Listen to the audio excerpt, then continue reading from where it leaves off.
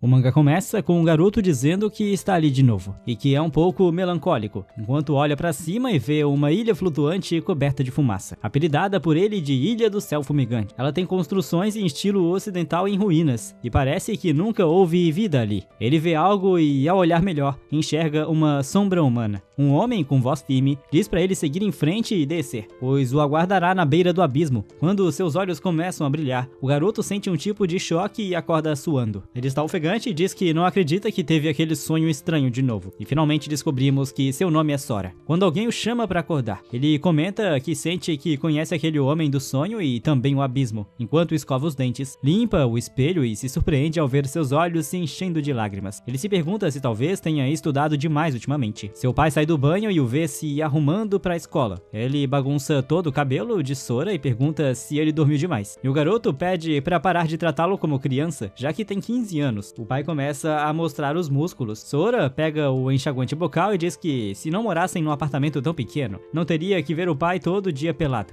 O pai responde que, quando ficar rico, vai deixá-los morar numa casa maior, e ele e Riku terão seus próprios quartos. Sora comenta que ele diz isso há 5 anos, e o pai ri dizendo que a vida ficou bem mais fácil depois que Riku entrou para as forças de autodefesa. Sora explica que já fazem 3 anos desde que seu irmão entrou para a SDF, e que um dia será a vez dele, e então será a hora de dar adeus à sua vida animada, a seu pai, que vive brincando e é meio irresponsável, a sua mãe, que parece rígida, mas ama muito os filhos, e isso o conforta. Quando se sentam para comer juntos, o prédio começa a tremer violentamente e eles se perguntam se há um terremoto. Sora diz que sempre soube que essa vida pacífica teria um fim algum dia, mas não esperava que fosse terminar daquela forma. Uma sombra gigante aparece sobre o prédio. Uma torre surge do subsolo e atravessa o céu, marcando o início de uma nova era para a humanidade. Sora diz que isso pode ser uma piada, e que ele, naquele momento, ainda não sabia o quanto a aparição daquela torre mudaria a história da humanidade. Enquanto jatos de combate são enviados para investigar, mas ele sabia de uma coisa: aquela torre tinha ligação com seus sonhos. Ele podia sentir. Então vemos a família ao telefone com o irmão, Riku, que diz que está tudo bem, e que basta seguir as instruções da SDF que logo poderá voltar para casa. Ele promete, mas com uma voz fraca. A família começa a ficar tensa, e Sora diz que naquela noite perdeu o contato com o irmão. O noticiário dizia que tudo estaria bem se as pessoas ficassem em casa, mas não demorou muito para os noticiários também pararem de transmitir. As torres começaram a surgir no mundo todo. Agora a mesma mensagem se repete no rádio: é preciso evacuar para um abrigo. Essa era a ordem. Enquanto começam a arrumar suas coisas, a mãe deixa um bilhete para o irmão avisando para onde estão indo. No caminho até o abrigo, eles veem muitas coisas estranhas. Sora diz que tudo parecia estar tentando dizer algo. Soldados passavam constantemente com seus veículos, todos com expressões de puro desespero. Os veículos estavam cobertos de marcas horríveis e de dentro vinha um cheiro terrível de podridão. O pai pergunta o que está acontecendo no mundo. Eles finalmente chegam ao abrigo temporário, que é um ginásio. O lugar está lotado de refugiados, mas quase ninguém fala. Parecia que todos estavam apenas esperando pela morte. O pai diz para Sora continuar andando. Mesmo nesse silêncio, havia pessoas causando confusão, fazendo de tudo para chamar atenção. Um sujeito agarra a mão de uma criança e manda devolver o pão. O menino responde que o cara já comeu o dele, apontando para o bolso. O sujeito acerta o garoto com um joelho no estômago e as pessoas fingem que não veem. O cara ri depois de pegar o pão do garoto e diz que ainda não está satisfeito. Então tudo bem se pegar mais. O garoto, com dor, diz que tudo bem. E o sujeito afirma que até aquilo tudo acabar, aquele pão era dele, que seriam só alguns dias e não era como se o menino fosse morrer.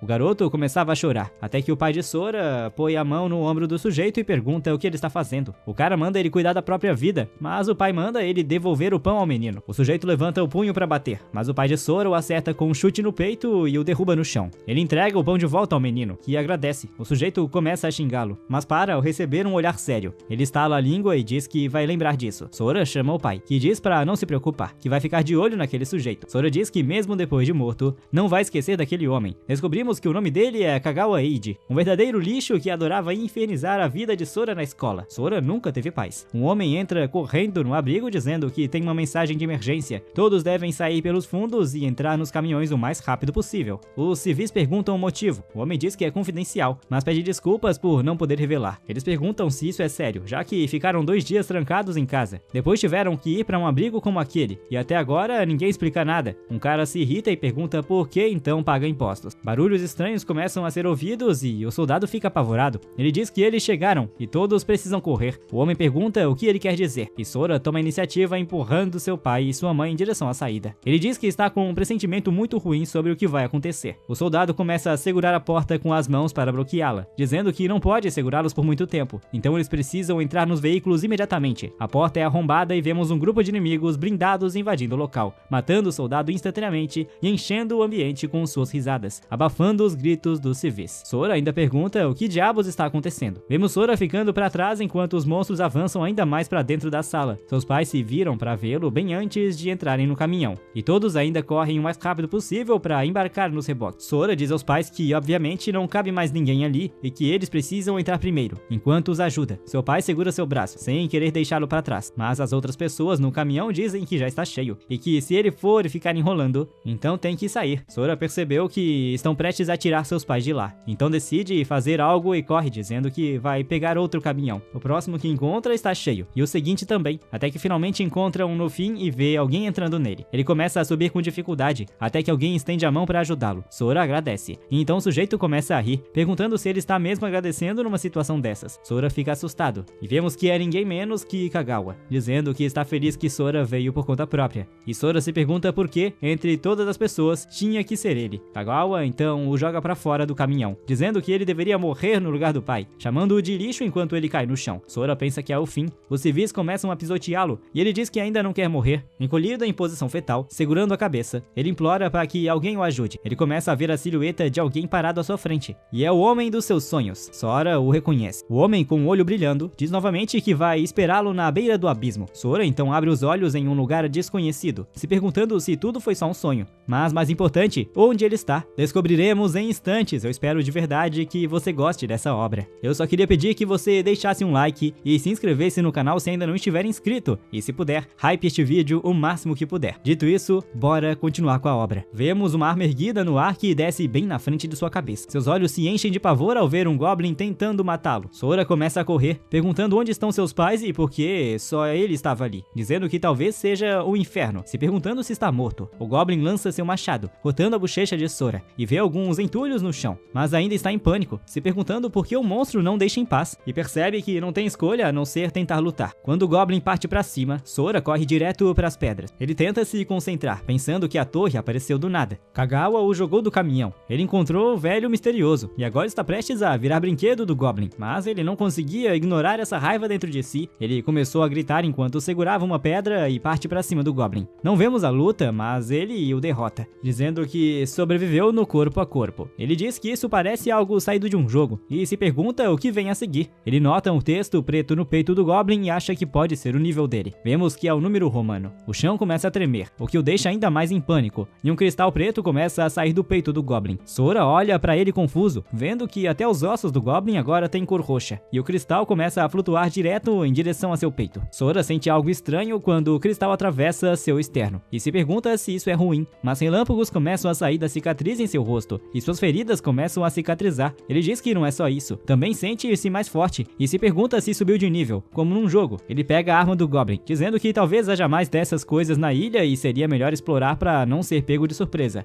Ele percorre toda a ilha, diz que deu uma volta completa, mas não encontrou monstros nem caminhos para seguir. Ele olha para umas ruínas, dizendo que se quiser sair dali, essa é sua única opção. Vemos uma escadaria descendo até o fundo da ilha. Ele vai até lá e olha assustado para a borda. Diz que é igual às ilhas do céu enevoado dos seus sonhos, e que isso parece muito ruim. Ele desce os degraus devagar, dizendo que em jogos esse tipo de terreno é perfeito para monstros emboscarem jogadores, e que pode ter algo esperando para empurrá-lo do penhasco, e que se fosse um jogo, ele poderia renascer, mas não vai arriscar para saber se é o caso. Finalmente, ele diz que conseguiu ao ver o fim da escadaria levando até uma entrada. Ele se aproxima cautelosamente. Há uma tocha acesa e uma espécie de texto numa pedra. Sora diz que nunca viu caracteres assim antes, mas eles simplesmente fluem na mente dele. E está escrito: os fragmentos pertencem aos portadores. Ao adquirir todos, obterá o direito de deixar o abismo. Ele diz que isso significa que está mesmo no abismo, e que precisa reunir todos os fragmentos para sair dali. Ele sorri, dizendo que pelo menos agora tem um objetivo claro, e isso o motiva, já que sabe o que deveria fazer. Pensando com calma, o monstro que enfrentou não era tão forte, e enquanto avança para a próxima área, ele diz que está certo de que conseguirá lidar com o que vier a seguir. Ao atravessar os portões, vê uma luz forte e diz que a primeira camada do abismo tinha 900 metros quadrados. O número gravado no corpo do monstro era 1, a segunda camada tinha 1.800 metros quadrados, e um dos monstros tinha o número 2, enquanto vemos lobos. A terceira camada tinha 3.600 metros quadrados, e um dos 4 monstros, pequenas cobras, tinha é o número 3. Os fragmentos estão apenas nos corpos dos monstros com números. Esses fragmentos são a chave para entrar no próximo nível, e quanto maior o número, mais forte o monstro se torna. Eu queria que não fosse uma sequência de montagem, mas sim algo mais desenvolvido.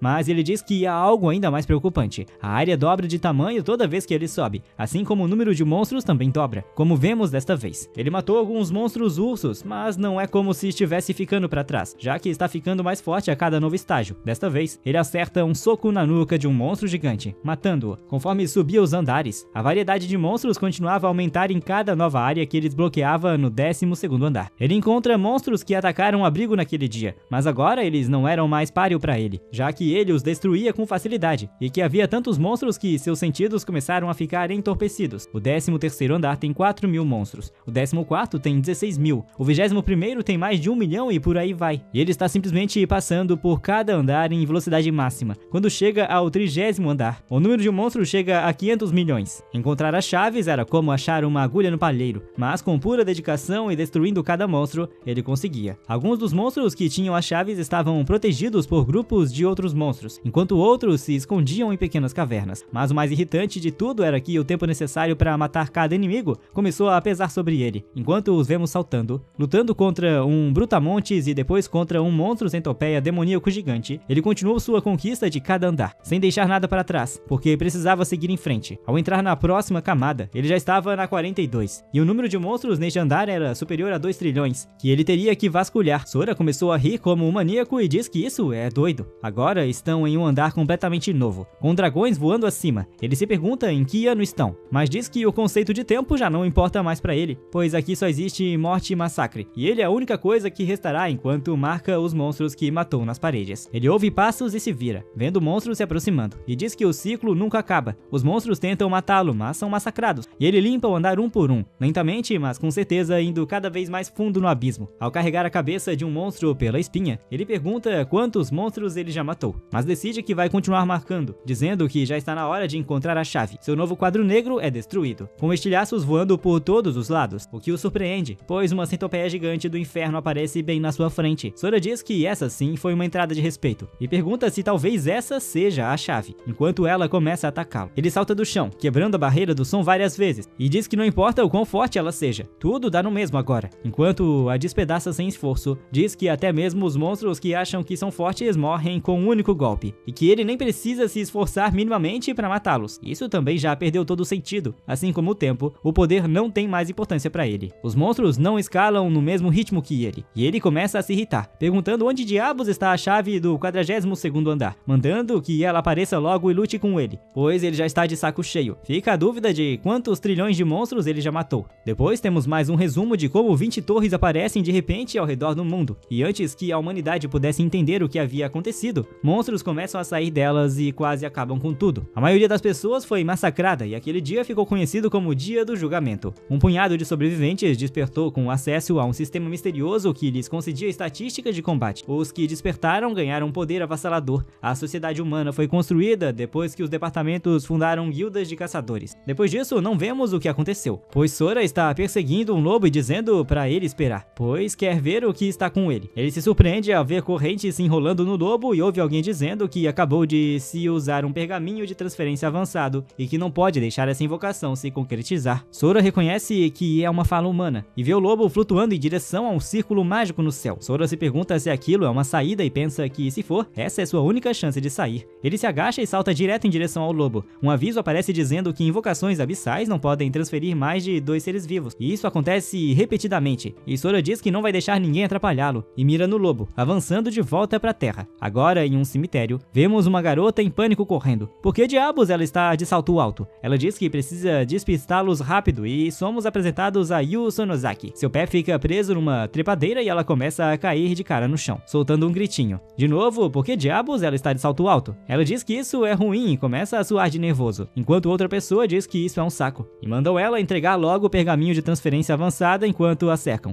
A druida se chama Aika, nível 34, e o mago diz que um pergaminho de nível 60 não é algo que alguém do nível 19 como ela consegue usar. O espadachim Shouji Shido, de nível 35, diz pra ela entregar ou ele não mostrará piedade. Aika diz pra não matarem ela. Então Sonozaki responde que o combate entre caçadores é proibido e que eles estarão quebrando as regras. regras. O bárbaro de nível 38, chamado Shousei Toshida, pergunta que regras são essas e lambe os lábios, dizendo que ele é quem faz as regras ali, e crava as espadas no chão, bem na frente do rosto dela, e diz pra entregar o pergaminho e talvez a deixe ficar com todos os membros do corpo. Ela diz que eles não deveriam encurralá-la mais ainda, e Aika percebe que ela vai usar o pergaminho de invocação, pedindo para que a parem. Shousei Toshida começa a ficar irritado, chama ela de vadia e balança sua espada em direção a ela dizendo para entregar o pergaminho, mas a espada só acerta o chão, já que ela é teleportada dali. Então Sonozaki diz que se vai morrer, vai levar todos com ela, e começa a ativar o pergaminho. Eles dizem que é uma invocação forçada. Aika comenta que ninguém consegue controlar um monstro avançado invocado assim, e que estão perdidos, então todos correm tentando impedi-la. Sonozaki diz que todos vão morrer com ela enquanto relâmpagos começam a se formar no céu, girando e atingindo o chão bem à sua frente, abrindo a fenda de invocação. Todos começam a suar nervosamente, dizendo que aquilo não parece bom pra eles. Conforme o feixe de luz vai ficando mais brilhante, correntes do abismo começam a surgir do chão, e dizem que finalmente apareceu. Ao verem que é só um cérebro de nível 3, começam a rir, dizendo que estavam com medo disso e jogam um osso pra ele, chamando-o de fofo. Sonozaki se pergunta por que só isso saiu do pergaminho de invocação, até que uma mão atravessa a criatura e Sora aparece, rasgando o monstro ao meio e o lançando longe. Eles entram em pânico, dizendo que ele é um monstro humanoide. Sonozaki também olha pra cima, assustada, e Sora diz que finalmente conseguiu sair. Ele começa a rir, dizendo que não acredita que realmente escapou daquele lugar. Continua rindo enquanto todos observam. Shousei Toshida diz que só de ouvir a risada dele, seu corpo inteiro travou. Aika também pergunta quem diabos ele é, porque a pressão que ele emana é absurda. Sora anota e se aproxima em uma velocidade absurda, deixando imagens residuais de si mesmo. Ele sorri olhando pra ela, agarra seus ombros e pergunta se ali é a Terra. Ela responde que sim, e ele diz que finalmente voltou. Em seguida, pergunta se todos ali são cosplayers ou algo assim, e eles, por algum motivo, correm pra atacá-lo, dizendo que não devem subestimar a guilda Rugido do Tigre. As espadas de Shoji Shido e do outro Shousei Toshida se quebram ao encostar nas costas de Sora. Ele se vira irritado e Shousei Toshida o chama de monstro. Sora o encara. A palavra monstro ecoa na cabeça dele e ele começa a vê-lo como algo diferente. Ele agarra Shousei Toshida pelo pescoço e pede que mostre seu número. Shousei Toshida pergunta do que ele está falando, então Sora sai do transe, percebendo que se enganou e a solta. Shousei Toshida começa a gritar até fez xixi nas calças de medo. Os outros correm até ele e descobrimos que Shousei Toshida é o chefe deles. Sora diz para todos caírem fora, e até um outro desonesto que estava ali não faz nada, só vai embora. Shousei Toshida solta a frase clichê de vilão fracassado: eu vou lembrar disso. Sonozaki diz que o poder dele é incrível, mas que suas cicatrizes são horríveis, e se pergunta quem ele é, dizendo que ele não pode ser uma invocação do abismo feita pelo pergaminho. Sora pergunta há quantos anos as torres apareceram ali, aflito. Ela responde que já fazem 5 anos. Ele pergunta se ali é mesmo a Terra e qual pergaminho ela usou. Ele também pergunta por que ela está vestida de forma estranha. Ela começa a explicar que desde que a torre surgiu, um sistema apareceu para os humanos, e agora estão nesse ponto. Sora pergunta se o mundo mudou tanto assim nesses 5 anos em que ele ficou preso no abismo. Ela conta que a cidade S foi atingida pela 7ª grande invasão e que ela fugiu de lá. Sora diz que nasceu lá e pergunta qual é a situação atual da cidade. Ela diz que foi completamente destruída, mas que pessoas fortes foram enviadas para lá e devem conseguir derrotar os monstros. Sora pergunta como chegar até lá a partir de onde estão. Ela aponta a direção e ele parte imediatamente. Ela fica surpresa por ele ir sozinho. Diz que é realmente um homem misterioso e que precisa contar à irmã dela. Aposta que é uma das mestras da guilda mais forte. Em seguida, a cena muda para o grupo de vilões fracassados, e algo pousa bem na frente deles, quebrando o chão. Eles perguntam quem é, dizem que conseguem sentir a presença dele em todos ali, e que vão dar só 3 segundos para saber onde ele está. Todos começam a ficar apavorados, mas por algum motivo, Shoji Shido pergunta se há uma piada. O cara parece não ter cérebro. Eles então são todos despedaçados em segundos e a cena corta para a sede da guilda deles. Uma mulher diz que não há sinais de vida do grupo de 4 e que o paradeiro de Sonozaki e do pergaminho é desconhecido.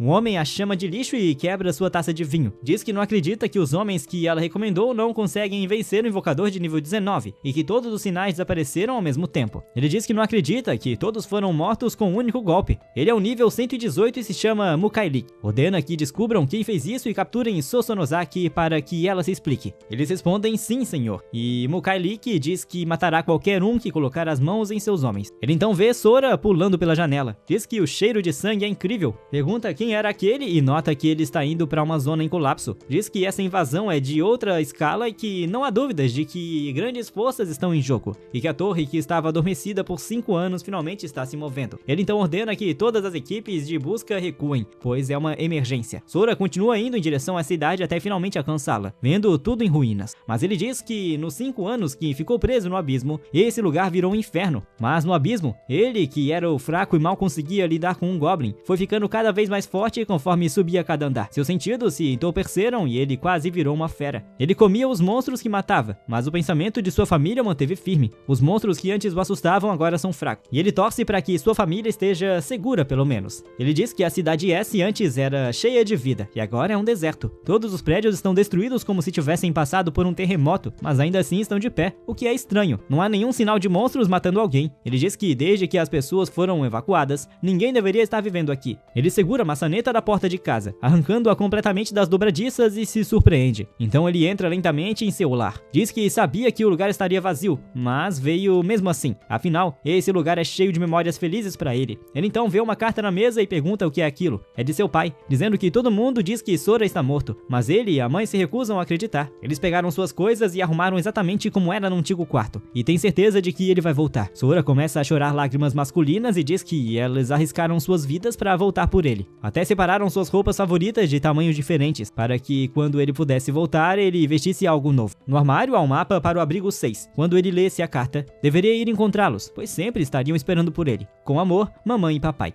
Ele chora segurando as fotos da família e se pergunta o quão forte ele está agora. Depois começa a cortar o próprio cabelo, dizendo que se for forte o bastante para acabar com o apocalipse, talvez consiga recuperar os dias que perdeu. Ele então pegou a faca e cortou seu cabelo, parecendo o protagonista de outro mangá. Quem será, hein? Me diz aí quem ele se parece. Ele diz que vai seguir o mapa até o abrigo 6, como ele indica, mas a estrada está completamente destruída. Mesmo assim, seguir seu próprio caminho será mais rápido. Enquanto começa a voar pelos ares, um monstro voador o avista e tenta atacá-lo, mas ele o rasga no meio. Depois continua saltando de monstro em monstro, limpando os céus enquanto avança. Algumas pessoas próximas perguntam que barulho foi aquele, e outro cara diz que só está bêbado e que ficar de guarda é entediante. Eles então sentem algo passando, voando por eles, e perguntam o que foi aquilo. Um diz que não conseguiu ver e o outro diz que filmou e conseguiu uma imagem de Sora voando pelo ar. Depois ouvem uma mulher gritando, dizendo que ninguém deve se aproximar, que ela só veio procurar comida. Quando ela começa a ser cercada, dizem que faz tempo que não vem uma mulher, e um deles começa a babar, dizendo que são caras legais e vão cuidar bem dela. Ela diz que não,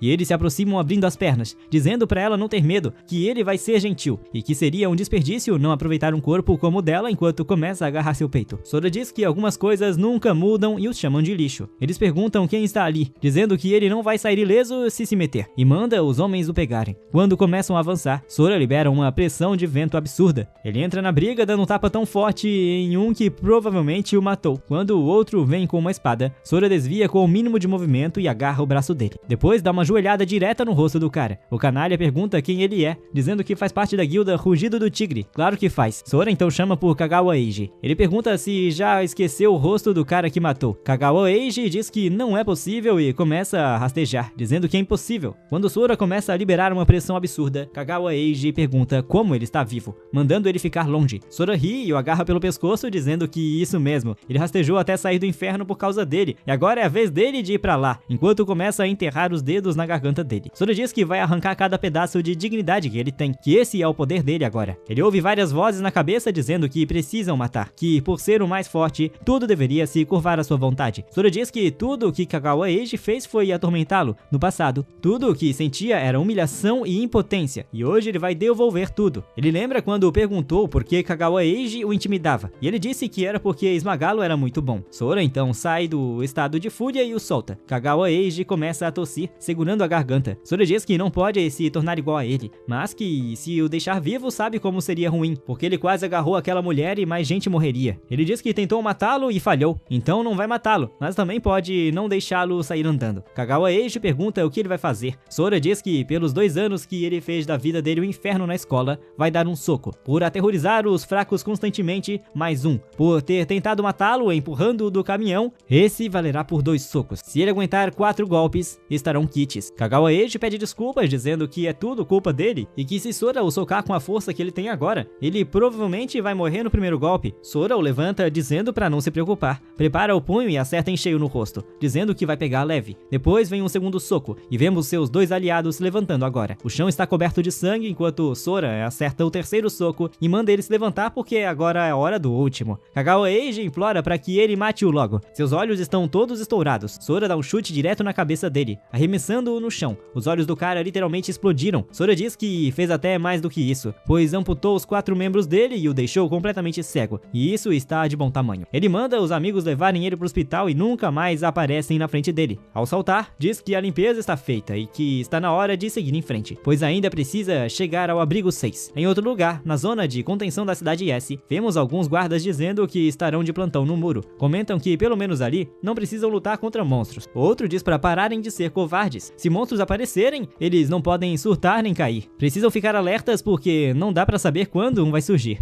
Apresenta um primeiro tenente chamado Tanji, um comandante de nível 31. Um dos soldados, Soki, diz que aquela zona é de contenção e monstros quase nunca aparecem ali. Bandeiras levantadas. E ele é um guerreiro do nível 22. Ele diz que tudo ficará bem enquanto ficarem atentos, apenas para morrer logo em seguida. No painel seguinte, um monstro aparece. Ele se chama Filho do Kraken e é um monstro do tipo casco de nível 45. Eles começam a se posicionar, atirando contra os carapás, mas as balas ricocheteiam. O monstro fica irritado e eles percebem que as armas não estão funcionando por causa da grande diferença de nível. Eles se preparam para o ataque e Tanji diz que todos precisam se espalhar. O primeiro cara é cortado ao meio com apenas um golpe. Seu amigo vê o corpo voando pelos ares, fica furioso e começa a xingar o monstro enquanto segura explosivos. Ele corre dizendo que vai derrubá-lo, enquanto os outros fornecem fogo de cobertura, fazendo o monstro se virar. Agora ele está bem embaixo do monstro com um explosivo. O monstro levanta os tentáculos para atacar, mas para pouco antes de atingi-los, e eles se perguntam o que está acontecendo. Quando o monstro começa a aparecer assustado, eles se perguntam se ele está com medo mesmo ou se há alguma outra coisa. O monstro então cobre completamente seu olho e entra em posição defensiva. O cara diz que não sabe do que ele está com medo, mas que essa é a chance de vingar seus amigos. Ele joga o explosivo direto no monstro, gritando para ele morrer, e o explosivo explode, envolto em chamas. Eles se perguntam se o mataram, mas percebem que causaram danos mínimos. O monstro encara diretamente para eles, praticamente ileso, e parte para o ataque. Mas Sora pousa, esmagando-o com impacto e salvando o soldado. O soldado fica confuso, e Tanji pergunta se esse é o motivo do medo do monstro, se tudo foi feito por causa desse homem. Tanji diz que ele matou o monstro que sobreviveu a uma explosão com um único golpe, e que não há muitos com esse tipo de poder destrutivo de classe S, mas que nunca o viu antes. Então precisa descobrir quem ele é, custe o que custar. Ele usa sua habilidade especial chamada Inspecionar, que permite ver informações detalhadas sobre o alvo. Quanto mais próximo em nível, mais ele pode ver. Tanji então se surpreende dizendo, não pode ser, pois o que aparece é apenas que ele deve demonstrar respeito no sistema. Alerta! Tanji se espanta e começa a ficar tonto. Enquanto ele desmaia, os soldados o seguram perguntando o que está acontecendo e chamam um médico. Sora, confuso, diz que tem algo que quer perguntar. O soldado pergunta o que é, e Sora pergunta a que distância está o abrigo de evacuação 6. O homem diz que fica a 50 km ao norte, mas que ele terá que passar pela área X para chegar lá. Sora pergunta o que é a área X, e o soldado responde que é onde estão segurando a investida de monstros. Os monstros estão sendo concentrados ali para minimizar os danos, e há muitos caçadores lutando contra eles. Os soldados comentam que há muitos itens raros como recompensa. E quando Sora se vira, se pergunta se é possível mesmo conseguir itens ao derrotar monstros no mundo real, dizendo que realmente parece um jogo. Ele pergunta o quão forte o monstro parecia para eles, e dizem que um nível 45 é um oponente bem difícil. Sora pergunta se isso realmente seria difícil para causar tantos problemas e quantos monstros acima do nível 45 existem na investida. O homem diz que provavelmente não mais de 100, e que se houvesse muitos monstros como aquele por ali, a humanidade já teria sido extinta há muito tempo. Sora diz que entendeu e que vai partir em breve. O homem fica nervoso e o chama, dizendo que talvez seja um pedido absurdo, mas que ele gostaria de que Sora fosse até a área X, porque se houver um caçador forte como ele lá, muitas pessoas podem ser salvas. Sora pergunta se a rota mais curta até o abrigo passa pela área X, e o homem confirma. Sora diz que neste caso, ele vai passar por lá, e que derrotará qualquer monstro que tiver o azar de cruzar seu caminho. A cena muda para algum tempo depois, com uma tenda e Tanji deitado, começando a acordar. Os soldados ficam aliviados ao vê-lo reagir, e Tanji pergunta quanto tempo ficou desacordado. O homem diz que cerca de 10 minutos e que os itens de recuperação deixados pelos monstros funcionaram imediatamente. Tanji pergunta sobre o homem que o salvou,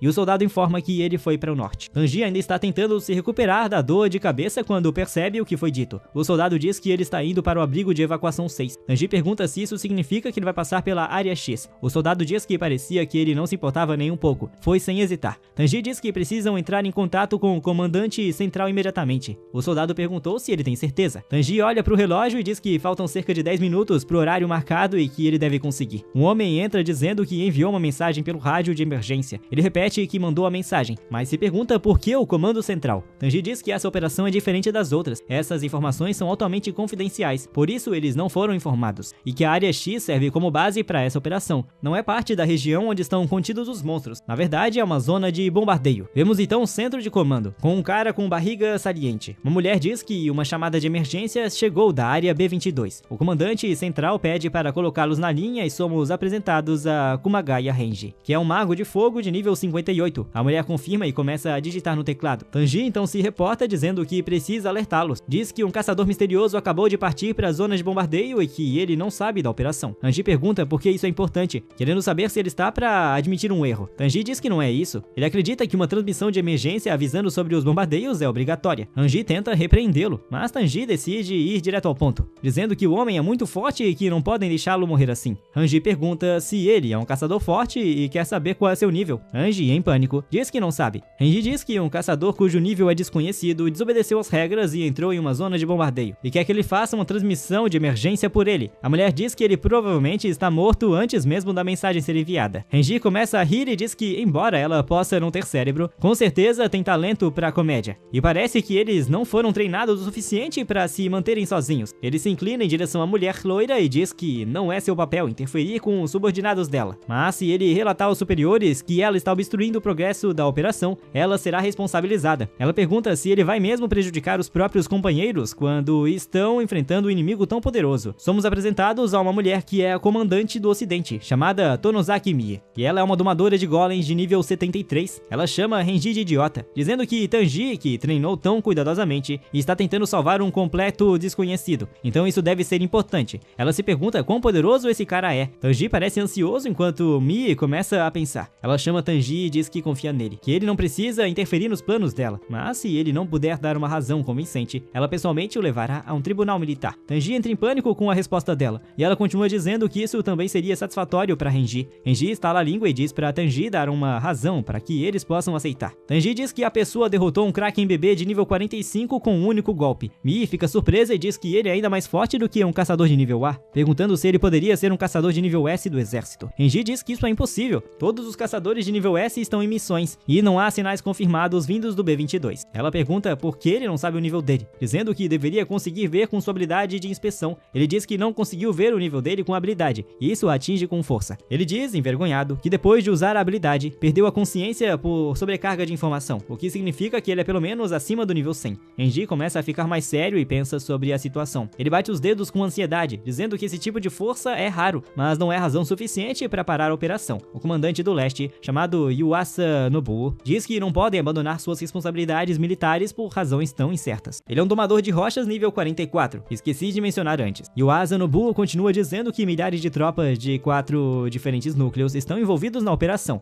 e há tropas suficientes para cercar completamente a zona de bombardeio e de concentração. O plano original era que, após o bombardeio, os monstros dispersos fossem eliminados pelos soldados estacionados na zona de guarnição. Mas se uma transmissão de emergência for feita, os monstros reagirão ao som e correrão todos para um só lugar. Se isso acontecer, a área cairá num instante e dezenas de milhares de soldados perderão a vida. E salvar um homem em troca disso não faz sentido. Mesmo que ele fosse um caçador de nível S, seria um risco que eles não poderiam correr, e ele pede desculpas. Tanji apenas parece devastado, pois tecnicamente é tudo culpa dele. Enquanto Mii está sentada pensando em algo, ele diz que, sendo assim, precisa rejeitar o pedido dele, que não pode desperdiçar os esforços de tantas pessoas por causa de um só homem, e que a decisão é final. Quando desligam a ligação, ele olha para o celular, confere novamente e fica completamente chocado. Ele então aperta o telefone com força, frustrado consigo mesmo. Seus homens dizem que ele fez o que podia, e ele solta um grande suspiro dizendo que o que importa é o bem maior. O soldado olha para baixo, vê suas chaves e as tira da cintura. Tanji pergunta o que ele está fazendo. Quando o homem corre para o carro, Tanji diz para ele voltar antes que as bombas comecem. O homem diz que ainda falta 6 minutos, e ele é Isho. Achei honestamente que ele tivesse morrido antes, mas na verdade ele é um cara determinado. Ele sai em alta velocidade, dirigindo direto em direção a Sora. Os outros homens de Andy perguntam se devem trazê-lo de volta, mas ele diz que está tudo bem, que ele já tomou sua decisão e sabe o que está fazendo. Soki diz que precisa chegar a tempo, e os vemos ansioso. O que ele não sabia naquele momento era que o homem que estava salvando se tornaria a esperança de toda a humanidade. Mas nós sabíamos, porque ele é o nosso protagonista. Soki diz que perdeu o rastro dele e se pergunta para onde ele foi, e segue pelo caminho mais rápido. Se ainda não o encontrou, significa que ele está se movendo mais rápido que o veículo. Ele está quase na área X, e se for usar o alto-falante, talvez ele consiga ouvi-lo. Mas fazer isso também atrairá os monstros monstros. Agora ele tem pouco mais de 2 minutos. Ele decide seguir em frente e estica a mão para o alto-falante. Ele respira fundo e hesita enquanto continua dirigindo. Diz a si mesmo que é uma vergonha para o exército e então se decide a fazer isso. Ele grita dizendo que é o soldado que Sora ajudou antes e que está na área prestes a ser bombardeada. Então ele precisa evacuar imediatamente e começa a repetir isso várias vezes. Sora ouve isso e quando o vemos, ele acabou de terminar uma luta. Ele diz que isso explica porque não há muitos caçadores por perto. Ele olha para as mãos e diz que os monstros em si não são uma grande ameaça, mas não sabe se conseguiria sobreviver ao calor da explosão. Então deve evitar riscos desnecessários. E aquele soldado arriscou a vida para ir até lá apenas para avisá-lo sobre o bombardeio. Ele não pode deixá-lo morrer ali. Soki se pergunta se conseguiu alcançá-lo ou não. E com 30 segundos restantes para a bomba, vemos dragões voando acima. Eles pousam diretamente na frente de Soki. E ele diz que realmente os atraiu para si e que precisa sair imediatamente, porque eles definitivamente sabiam que estavam fazendo reconhecimento da área com um drone. Nobu também está em pânico e diz que precisa evacuar todos os soldados da área da guarnição. Mii concorda, dizendo que precisam recuar completamente e segurar as muralhas, mas a mulher diz que eles não estão indo para as muralhas. E todos ficam ainda mais confusos, perguntando para onde eles estão indo. Então ela diz que estão indo para a área B-22. E Mii diz que foi para lá que o caçador misterioso foi, então precisam enviar todos os drones restantes para a B-22 e descobrir o que impediu o avanço do monstro. Vemos Soki saindo do carro dizendo que o bombardeio acabou. Ele não acredita que ainda está vivo. Ele começa a rir pelo fato de ter sobrevivido. Sora diz que é cedo demais para comemorar. Se ele está vivo, isso significa que os monstros também estão, e estão vindo nessa direção. Ele então olha para ele e manda que se abaixe. Ele o ajuda a desviar de algo que passa voando por cima. Vemos que é na verdade o drone. E Soki se pergunta se os monstros o atacaram, já que isso nunca tinha acontecido antes. Sora diz para ele guardar o espanto para depois, pois agora estão completamente cercados pelos monstros. Sora diz que vão correr. Certamente ele poderia matar todos. Fico me perguntando o que ele está planejando. Soki aparece absolutamente apavorado, pois aquele monstro gigante com um homem no ombro está no nível 90, e há muitos monstros de nível alto ao redor. Ele diz que esse é o grupo de nível mais alto nessa investida, e o líder é de nível elevado. Ainda assim, não tem nenhum arranhão causado pela bomba. Então acabou para eles, e todos vão morrer ali. Sora diz que eles também não sofreram nada com a bomba, mas isso não vai impedi-lo de espancá-los até a morte. Ele salta para frente dizendo que Soki deve se esconder no Jeep. Enquanto isso, ele começa a matar os monstros rapidamente, um após o outro, indo direto em direção ao chefe. O chefe então começa a balançar sua arma contra Sora, uma enorme massa que ele segurava com as duas mãos. Ele parece desinteressado, mas o chefe está surpreso ao ver a sua arma sendo arrancada e jogada no chão por Sora. Ele então salta no ar e voa direto pro chefe, preparando o punho e desferindo um soco pesadíssimo, acertando direto na cabeça e arrancando-a completamente. Agora ele está de pé sobre o ombro oposto ao homem. Ele olha para ele e os dois se encaram. Sora diz que não conseguiu sentir a presença dele de forma alguma. O sujeito diz que finalmente conseguiu. Vemos que ele tem estranhos tentáculos saindo do corpo que começam a curar o monstro. O homem diz que o encontrou e o chama de semente do abismo. Enquanto a cabeça do monstro se regenera, ele sorri para Sora. O homem diz que ele é um ladrão e que deveria devolver o que é dele. Sora pergunta do que ele está falando. O homem responde que pelo crime de tomar o poder do outro, só há uma forma de pagar, com a vida. Ele começa a invocar várias adagas das sombras, que voam em direção a Sora, mas não conseguem perfurá-lo, e ele segura uma para inspecioná-la. Ele pergunta se isso é tudo que ele tem, e que, se for, ele não será capaz de matá-lo. O chefe então começa a atacá-lo, e um drone está sobrevoando, observando tudo. O homem de manto sente isso e olha para cima, perguntando se o corvo de Odin está observando, mas diz que é uma imitação feita pelos humanos. Eu já suspeitava que o velho fosse Odin, acho que isso confirma. Sora diz ao homem que, se ele realmente quiser matá-lo, vai ter que vir com mais seriedade, e investe diretamente para onde o homem estava, mas atinge apenas o chefe. O homem desapareceu completamente, e Sora se surpreende com isso. O sujeito diz que é repulsivo ser observado por humanos vis, e que essas criações de baixo nível deveriam saber seu lugar, pois estão lhe causando náusea. Ele estende a mão para frente, e alguns monstros começam a destruir imediatamente os drones. O homem então ordena que o restante elimine todos os observadores que puderem. Em um complexo de apartamentos próximos, o homem diz que seu drone foi destruído, mas ele conseguiu concluir a missão. O motivo pelo qual os outros monstros mudaram a direção foi por causa daquele cara. Ele é o caçador que enfrentou a investida sozinho, e ele precisa informar o comandante sobre isso. Ele ouve sons muito altos vindo do corredor enquanto um monstro arromba a parede, e estendendo seus tentáculos na direção dele. Em seguida, ouvimos os gritos do homem à distância,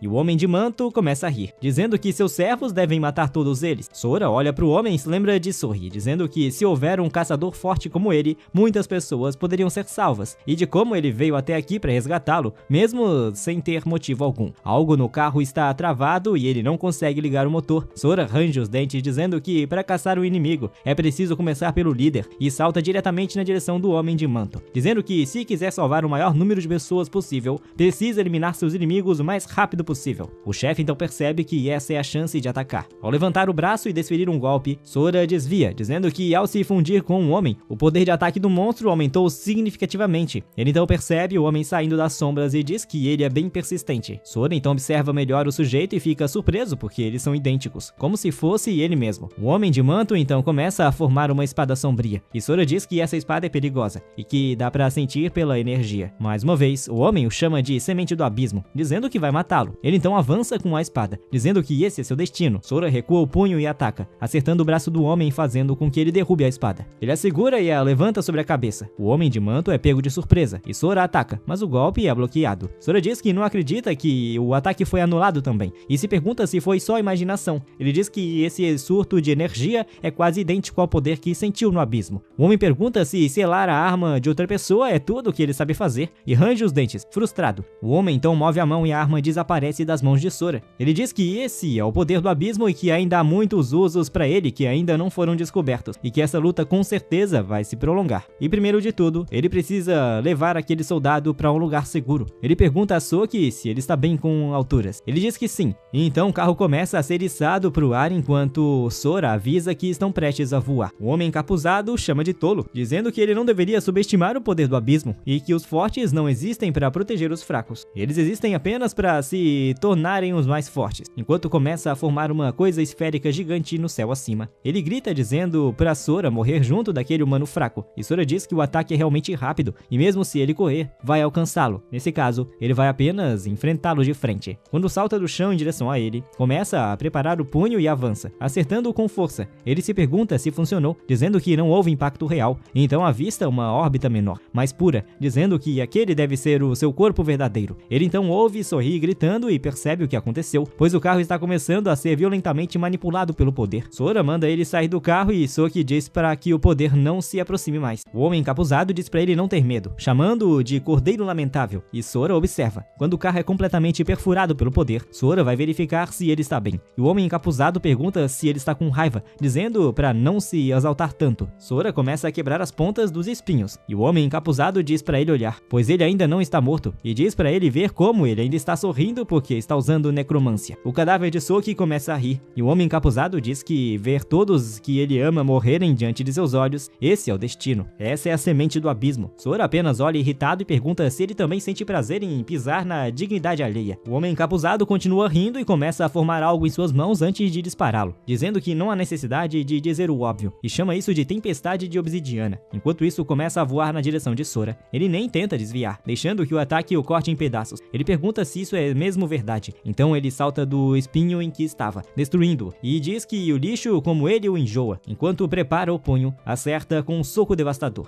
quebrando os espinhos e destruindo tudo em seu caminho. Ele range os dentes enquanto voa e agarra o corpo de Soki. Soki então começa a sorrir para ele com os olhos vermelhos e começa a socá-lo no rosto. Sora olha para ele, pedindo desculpas, dizendo que está triste por ele ter se envolvido nisso, e o tranca no carro. Em seguida, se vira novamente para o homem encapuzado e imediatamente parte para o ataque. O homem encapuzado diz que é inútil, pois o ataque é anulado. Diz que ele é apenas um novato que nem consegue lidar com o poder do abismo e não tem chance de derrotá-lo. Mas ele diz isso enquanto leva um soco direto no rosto e vemos sangue sair de sua boca enquanto ele é arremessado para o lado. Sora diz que quem não terá chance é ele, e acho que ele está limpando o punho. Não tenho certeza. O chefe gigante então aparece para proteger o homem, que ainda diz que isso é impossível, se perguntando como ele conseguiu machucá-lo. Sora diz que as pessoas evoluem, chamando-o de idiota. O homem encapuzado percebe que está em apuros e sobe novamente em seu guarda-costas enquanto Sora voa em sua direção. O homem encapuzado diz que só de ver o movimento dele já aprendeu a controlar o poder do abismo. Pergunta se isso faz algum sentido, mas ele não vê Sora em lugar algum e pergunta onde ele está. Claro, Sora agora vem por trás. O homem se vira, o avistando a tempo e salta do ombro do chefe, criando distância entre os dois, dizendo que ele é mais resistente do que parecia. Sora diz que talvez ele consiga escapar dele, mas quer ver o chefe escapar disso, enquanto balança o braço para baixo, cortando-o ao meio. O ataque até destrói o prédio atrás. O chefe começa a se regenerar usando usando os poderes do abismo. Sora diz que reconhece essa técnica agora e que vai mirar no núcleo do corpo real enquanto começa a agarrar a aura do abismo. Com as próprias mãos, ele começa a despedaçá-la, dizendo para ser esmagado. O chefe diz que é impossível, enquanto seu núcleo começa a ser danificado,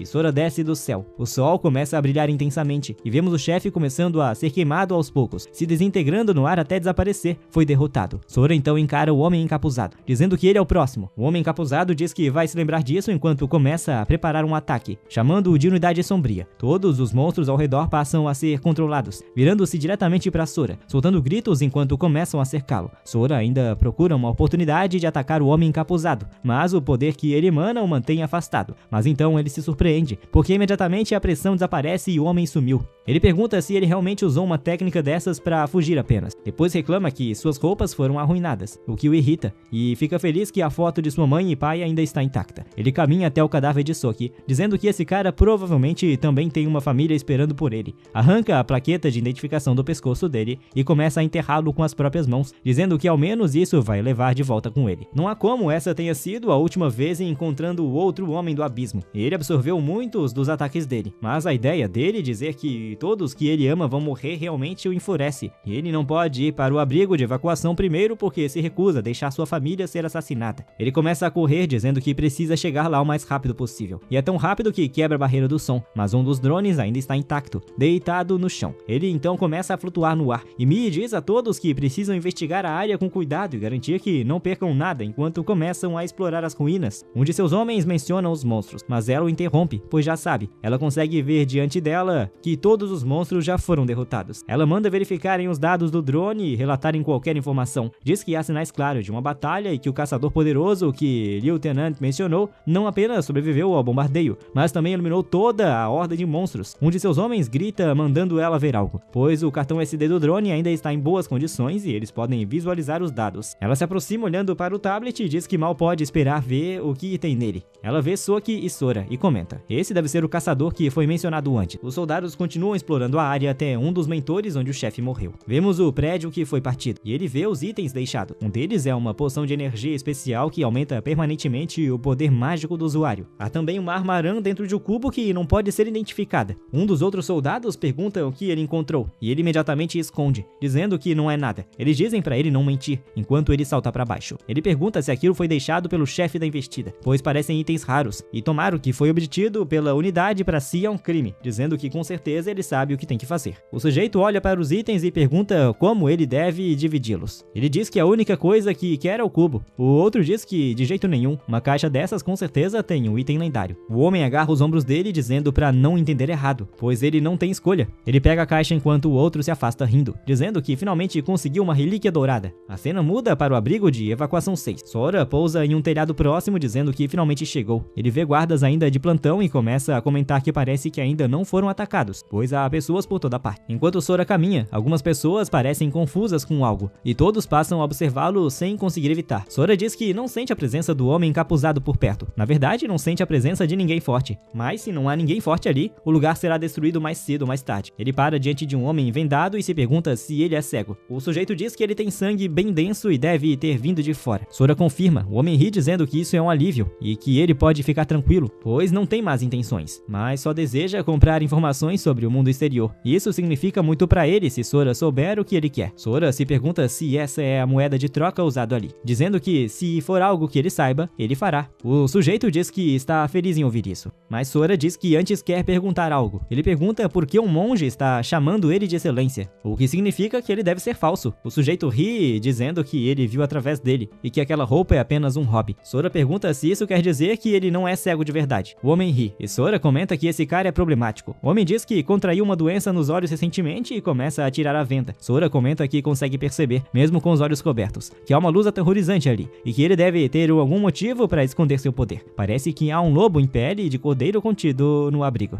Ele pergunta o que Sora gostaria de saber. O monge diz que finalmente é a sua vez de perguntar e que gostaria de saber o que está acontecendo do lado de fora. Sora diz que reuniram soldados armados nos muros e que devem estar se preparando para a guerra. Ele tem certeza de que o público geral não percebeu isso, mas ouviu explosões e pergunta se ele sabe o que aconteceu. Sora pensa um pouco e diz que, para ser sincero, não tem muita certeza. Ele estava fazendo um serviço fora quando ouviu uma explosão vinda do sudeste e ficou tão assustado que deixou cair sua carta e teve que usar a camisa como mapa. O sujeito pergunta se é verdade e entra na brincadeira dizendo que também está escondendo seu poder. Ele agradece dizendo que foi uma grande ajuda. Sora responde que não foi nada, mas mal pode acreditar que o homem vá seguir em uma direção tão vaga sozinho. Ele se pergunta quantos lutadores de nível dele há por ali, porque não quer chamar a atenção. Além disso, estão deixando alguém tão suspeito como ele andar livremente. Talvez a guarda da humanidade esteja baixa por todos estarem enfrentando o mesmo inimigo. Ele segue para uma loja de departamento, mas dizem para ele voltar mais tarde. Ele comenta que comprou umas roupas novas com o que o monge deu, e que agora é hora de finalmente encontrar seus pais. Al começa a procurar. Ele diz que vai fazer do jeito tradicional e dá um tapinha no ombro de uma garota perguntando se ela reconhece o casal. Na foto, ela parece surpresa e imediatamente se afasta em pânico, dizendo que não os conhece. Ele comenta que a reação dela foi como se tivesse visto um fantasma e se pergunta se todo mundo ali está nervoso. Ele vê um cara gritando com as pessoas na rua e diz que vai perguntar a ele. O sujeito chama Sora, e Sora pergunta se há algum problema, olhando para ele com raiva. O homem diz que parece que ele não é dali, e que não acredita que ele está paquerando as pessoas com uma foto no meio da noite. Perguntando em que era ele pensa que está. Sori mostra a foto perguntando se o homem sabe quem são. O sujeito diz que não acredita que ele está tentando paquerar ele também, e depois pergunta por que ele tem uma foto deles. Sora pergunta se ele reconhece essas pessoas, e o sujeito pergunta qual a relação dele com eles. Sora informa que são seus pais. O homem olha para Sora e depois para a foto dele quando criança, perguntando se ele é a mesma pessoa e se está ali para zombar dele. Um carro então acelera na direção deles com o motorista em pânico. O caminhão colide com o Sora, mas claro, nem o faz se mover. O homem fica surpreso ao ver que Sora está completamente ileso. Sora manda o homem repetir o que acabou de dizer, assustando-o. O homem diz que ele deve estar realmente querendo encontrar os pais e que se seguir direto pela estrada encontrará a casa deles. Sora agradece e começa a seguir pela rua. O homem diz para ele se cuidar, acena e depois sai correndo dizendo: isso é ruim, pois precisa reunir todo mundo. Sora não acredita que um marginal sabe onde sua família mora. Ele comenta que, pensando bem, o seu pai era gentil com qualquer um que conhecia, e sua mãe também. Pessoas boas como eles acabam sendo aproveitadas neste mundo. Mas está tudo bem. Agora que ele está aqui, ele segue até o fim da estrada dizendo: este deve ser o lugar, mas realmente é grandioso. Ele se pergunta se eles realmente vivem ali. Diz que, com tanta gente desaparecida, devem existir muitas casas vazias. Ele bate na porta e ouve a voz do pai perguntando se já terminaram o trabalho do dia. Seu pai então abre a porta, dá-lhes as boas-vindas e vê Sora. Mas Sora fica confuso, pois vê seu pai com uma roupa de mordomo perguntando quem diabos ele é. Sora diz que é ele, e seu pai fica confuso até que Sora diz seu nome, e o pai começa a demonstrar que não acredita. Vemos os dois sentados juntos à mesa, e sua mãe entra pedindo desculpas por tê-los deixado esperando tanto tempo. Ela pergunta se ainda não disseram uma palavra um ao outro, e o pai diz que mal consegue acreditar, porque ele é uma pessoa completamente diferente do Sora que conheciam. E numa hora dessas, só há uma coisa a fazer. Sora parece nervoso e pergunta o que é, e seu pai diz que é uma troca de segredos entre pai e filho. Ele não quer se expor à esposa, mas se Sora não der respostas, não sairá ileso. E se disser algo minimamente suspeito, então deve ser tratado adequadamente. Enquanto olha para o teto, vemos um homem dizendo que entendeu. Sora também nota o capanga dizendo que ainda está muito cauteloso, mas com uma segurança tão rígida pode relaxar. Seu pai pergunta se ele está preparado, e Sora diz que o capanga deveria tomar cuidado porque vai ouvir coisas que não deveria. Sora diz que todo fim de semana ele fazia aulas de culinária com um grupo de apoio a donas de casa. Seu pai fica surpreso e pergunta como ele sabe disso. O capanga não acredita que ele faria tal coisa. Sora continua. Além disso, ele escapava toda semana para aulas de balé. O capanga também não consegue imaginar isso. Seu pai começa a encarar o capanga. O capanga percebe que está numa situação ruim. O clima fica constrangedor. O seu pai diz que pode ser verdade, mas não precisa ser seu filho para descobrir isso. Sora diz que pode contar algo sobre a família deles. Seu pai pergunta se ele realmente sabe, e Sora diz que é claro, e que não diga que não foi avisado. Seu pai, suando frio, diz para ele continuar, e Sora aponta para a espada dizendo que são apenas réplicas. O capanga se pergunta o que ele quer dizer, e seu pai diz para ele não ser ridículo, perguntando se ele ao menos tem provas. Sora diz que sim, enquanto caminha até ela dizendo que o cabo tem marcas de mordida do irmão. O capanga achava que isso vinha da época em que o chefe da família teve as mãos amarradas e mordeu a lâmina, matando 38 pessoas. Sora começa a desembainhá-la e o capanga diz que ele fala muito, mas o objetivo real é pegar o chefe da família desprevenido e eliminá-lo. Sora começa a encostar o fio da lâmina na palma da mão e a desmontar, dizendo que ela é retrátil. Seu pai pai o começa a chamar de idiota e lhe dá um grande abraço dizendo que achava que ele estava morto. Então começa a chorar, dizendo que não acredita que seu filho finalmente voltou e que se ao menos soubesse o que passaram. Seu pai diz que vasculharam cada canto em busca de informações sobre ele, e quando viu, já tinha se tornado um chefe, e agora esse mesmo chefe está chorando feito criança, e isso é realmente patético. Sora então pede para tirar o cara do telhado, e o capanga está surpreso dizendo que o chefe da família viveu a vida inteira sob um reinado de sangue, e nunca testemunhou algo assim. Ele não acredita que viu o chefe da família, que valoriza a honra acima de tudo, nesse estado, e que precisa sair dali antes que seja morto. Sora arrebenta o teto, agarrando a perna dele, e o capanga diz para ele esperar, mas Sora diz que seu pai quer falar com ele. Sentado agora, muito constrangido, o pai de Sora diz ao guarda que ele descobre se chamar Okial, que ele tem a língua mais solta de todos os guardas. Sora o alerta de que se isso vazar, vai dar ruim. Ele e o pai de Sora concordam enquanto riem. Okiel diz que promete que não vai dizer uma palavra, e eles começam a encará-lo. Okiel diz que não há dúvida, eles são definitivamente pai e filho. Sua mãe diz para eles não ameaçarem. E Okiel faz cara de cachorro pidão, parecendo muito feliz, mas ele também o alerta para não dizer uma palavra, e ele responde, claro, abaixando a cabeça. O pai de Sora diz que está aliviado, por ele não ter contado que ele solta pum ou ronca dormindo. E ela pergunta por que ele tocou nesse assunto. Então Sora diz que é como nos velhos tempos e que finalmente está em casa com a família. Mais uma vez, ouve-se uma batida na porta. Sora se vira enquanto um cara arromba a porta, chamando-o de chefe. E é o cara que deu as direções, avisando que há um sujeito de cabelo branco procurando por ele. Então ele já vê Sora sentado ali e pergunta se é ele de quem está falando. O cara começa a entrar em pânico, depois surta dizendo que é ele mesmo. Ele diz que pode ser forte, mas tem muita gente ali, e o vemos tremendo. Ele então pergunta se Sora está planejando fazer algo com o chefe, dizendo que ele deve ser dos rugidos do tigre, ainda tremendo. Sora agarra os joelhos dele para acalmá-lo e então o encara. Em seguida diz ao pai que o apresente aos seus homens. Seu pai diz que ele é seu filho, que esteve desaparecido por 5 anos e finalmente voltou. Vai contar seu nível, mas percebe que não tem ideia de qual é e começa a enrolar. Sora diz que na verdade ele não tem um sistema. Perguntam se ele realmente sobreviveu na zona caída por 5 anos sem um sistema. Cabeludo de brócolis diz que se ele não tem o sistema, isso significa que por mais que treine, não pode passar do nível 10. Alguns dos homens dizem que continuavam chamando ele de forte, mas que ele é só um iniciante sem um sistema. Cabeludo de brócolis ri dizendo que deveria estar enganado, mas lembra de quando ele foi atropelado pelo caminhão e diz que se fosse só um iniciante, isso teria machucado. Sora pensa sobre isso, dizendo que tentem ver o nível dele com seus próprios sistemas. Cabeludo de brócolis pensa também. O sujeito claramente não está pensando em nada e diz: é mesmo, já que ele não tem um sistema, obviamente não sabe como funcionam as informações básicas. Se você tem um sistema, pode ver o nível dos monstros, mas não pode ver o nível dos outros jogadores sem a habilidade de inspeção. O pai dele diz que a habilidade de inspecionar é rara. Poucos caçadores a possuem. Cabeça de brócolis diz que o chefe tem essa habilidade, e Sora diz ao pai para dar uma olhada, desejando poder obter alguma informação sobre o abismo. Um pouco depois, vemos todos se reunindo para ver qual será o nível dele quando seu pai abrir as estatísticas. E Sora pergunta à mãe se ela quer verificar. Ela diz que mais do que isso, ela só quer estar ao lado dele, e que já sabe. De qualquer forma, vemos o pai de Sora e todos os homens surpresos, e ele diz que por mais que tente, o resultado é sempre o mesmo. Ele não consegue ver nada sobre o nível dele. O pai diz que podem haver duas razões para isso. Ou ele não tem sistema, ou seu nível é alto demais para que ele possa vê-lo. Os homens parecem genuinamente surpresos. O pai diz que mesmo quando alguém não tem sistema, ainda conseguem ver o nome da pessoa, mas além disso, ele sobreviveu sozinho por 5 anos, e já estaria morto se fosse um iniciante. Então o nível dele está simplesmente além da percepção do pai. E ele pergunta o que o garoto tem feito nos últimos 5 anos. A mãe diz que eles deveriam apenas estar felizes, que Sora é uma criança forte e deve ter passado por muita coisa para voltar até eles. Sora se emociona com quanto a mãe se importa com ele e relembra os incontáveis anos que passou lá, porque definitivamente foi mais do que 5. Por dentro ele começa a se emocionar e diz à mãe que está tudo bem, pois agora ele voltou, e pede para ela parar de chorar. O pai também começa a chorar e manda os homens saírem para que tenham um tempo a sós, dizendo que precisa sair dali agora que se reuniram depois de tanto tempo.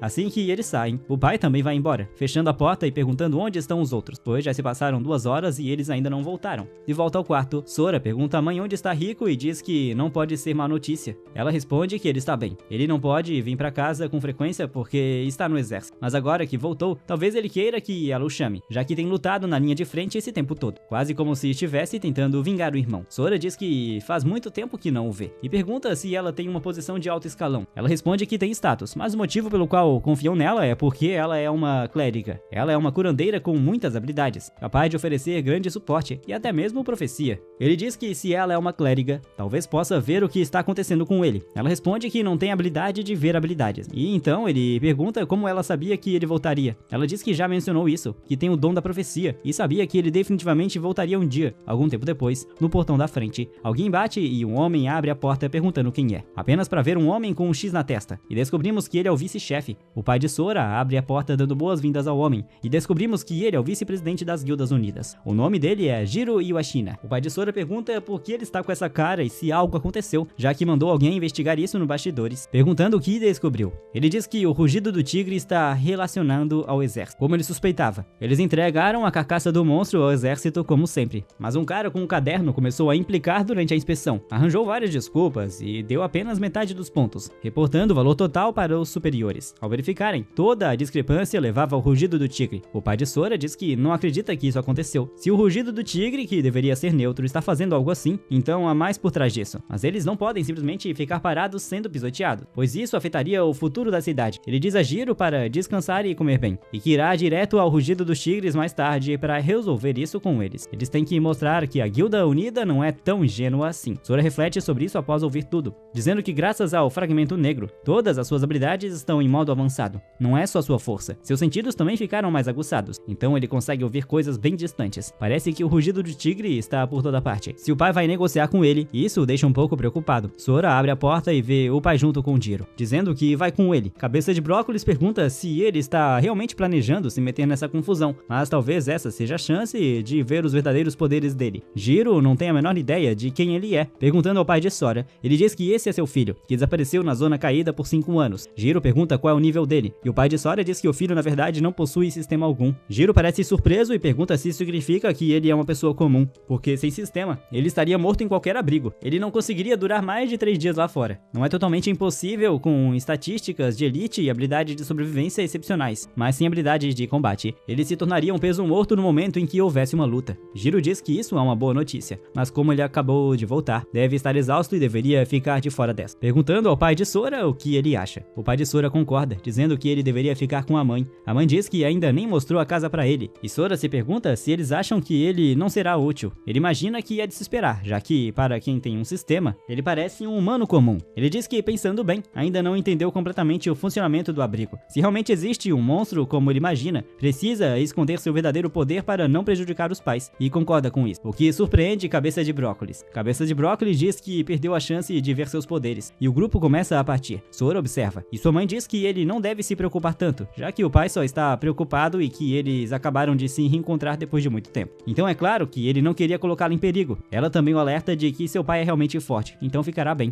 e que ela sempre usa sua visão para ver o futuro, e isso diz a ela que ele também sairá bem dessa. Sora diz que está tudo bem, mas que ele não é mais uma criança, e que é verdade que sua mãe usa profecias para prever perigos. Mas o rugido do tigre está ligado ao exército. O pai dele só vai entrar em conflito com ele cada vez mais a partir de agora. Ele pergunta como está a situação ali no abrigo e por que o rugido do tigre está em maus termos com ele. Ela diz que desde o dia do julgamento, o pai dele despertou e se uniu ao exército para gerenciar os abrigos. Depois disso, ele criou a União das Guildas e cooperou com o exército aqui na esperança de encontrá-lo. A União das Guildas cresceu tanto porque todos se comoveram com o juramento daquela pessoa de reunir famílias. A União das Guildas cuida da manutenção da ordem, coleta de suprimentos no campo e praticamente toda a gestão. Ele é um homem bondoso e por isso não queria mandar seu próprio povo pra fenda. Foi assim que conseguiram manter a paz nos últimos 4 anos, mas há alguns meses, o rugido do tigre do abrigo de evacuação 4 veio até aqui para montar uma filial. Desde então, o conflito com eles nunca parou. Sora pergunta por que o exército não intervém, e ela responde que, como os inimigos continuaram ficando mais fortes, o exército não consegue contê-los, mas o rugido do tigre foi fundado para limpar as torres, e sua força é tão esmagadora que o exército não tem escolha senão depender dele. As informações sobre as classificações das torres são valiosas demais para que o exército as ignore. Além disso, eles têm um despertado escolhido pela divindade da torre. Eles são chamados de Ezra, e são a carta da manga dele. Sora pergunta o que é uma divindade da torre, e ela explica que são os senhores da torre. Seu poder é praticamente equivalente ao de um deus para os humanos, e se você passar pela aprovação da divindade, se torna um Ezra e recebe poder divino. Eles são considerados mensageiros de Deus fora das torres e também se tornam guardiões dentro das paredes da torre. O rugido do tigre atualmente tem o maior número deles, e como cada Ezra possui um poder absurdo, eles devoram todas as guildas vizinhas em pouco tempo. A guilda do pai dele é adorada pelos moradores, mas nunca limparam sequer uma torre. Eles são os únicos da União que ainda estão lutando sem um Ezra. Sora diz que a situação realmente está bem ruim, e se o povo ama a União das Guildas, por que eles se comportam como um grupo de Yakuza? Ela pergunta do que ele está falando, dizendo que é só uma questão de preferência. ela decidiu por Sora, que não consegue acreditar que sua mãe tem esse lado. Ela pergunta, que diferença faz, já que todos estão felizes e cheios de energia, e como ele está cansado, deveria ir tomar um banho e chamá-la se quiser que ela lave suas costas. Ele responde que vai fazer tudo sozinho. Ela diz que ele realmente cresceu e deixa em seu quarto. Ele começa a se concentrar em seus sentidos e diz que ela realmente se foi, e ele não fazia ideia de que a situação era tão séria. Ele ainda não consegue deixar de se preocupar com seu pai,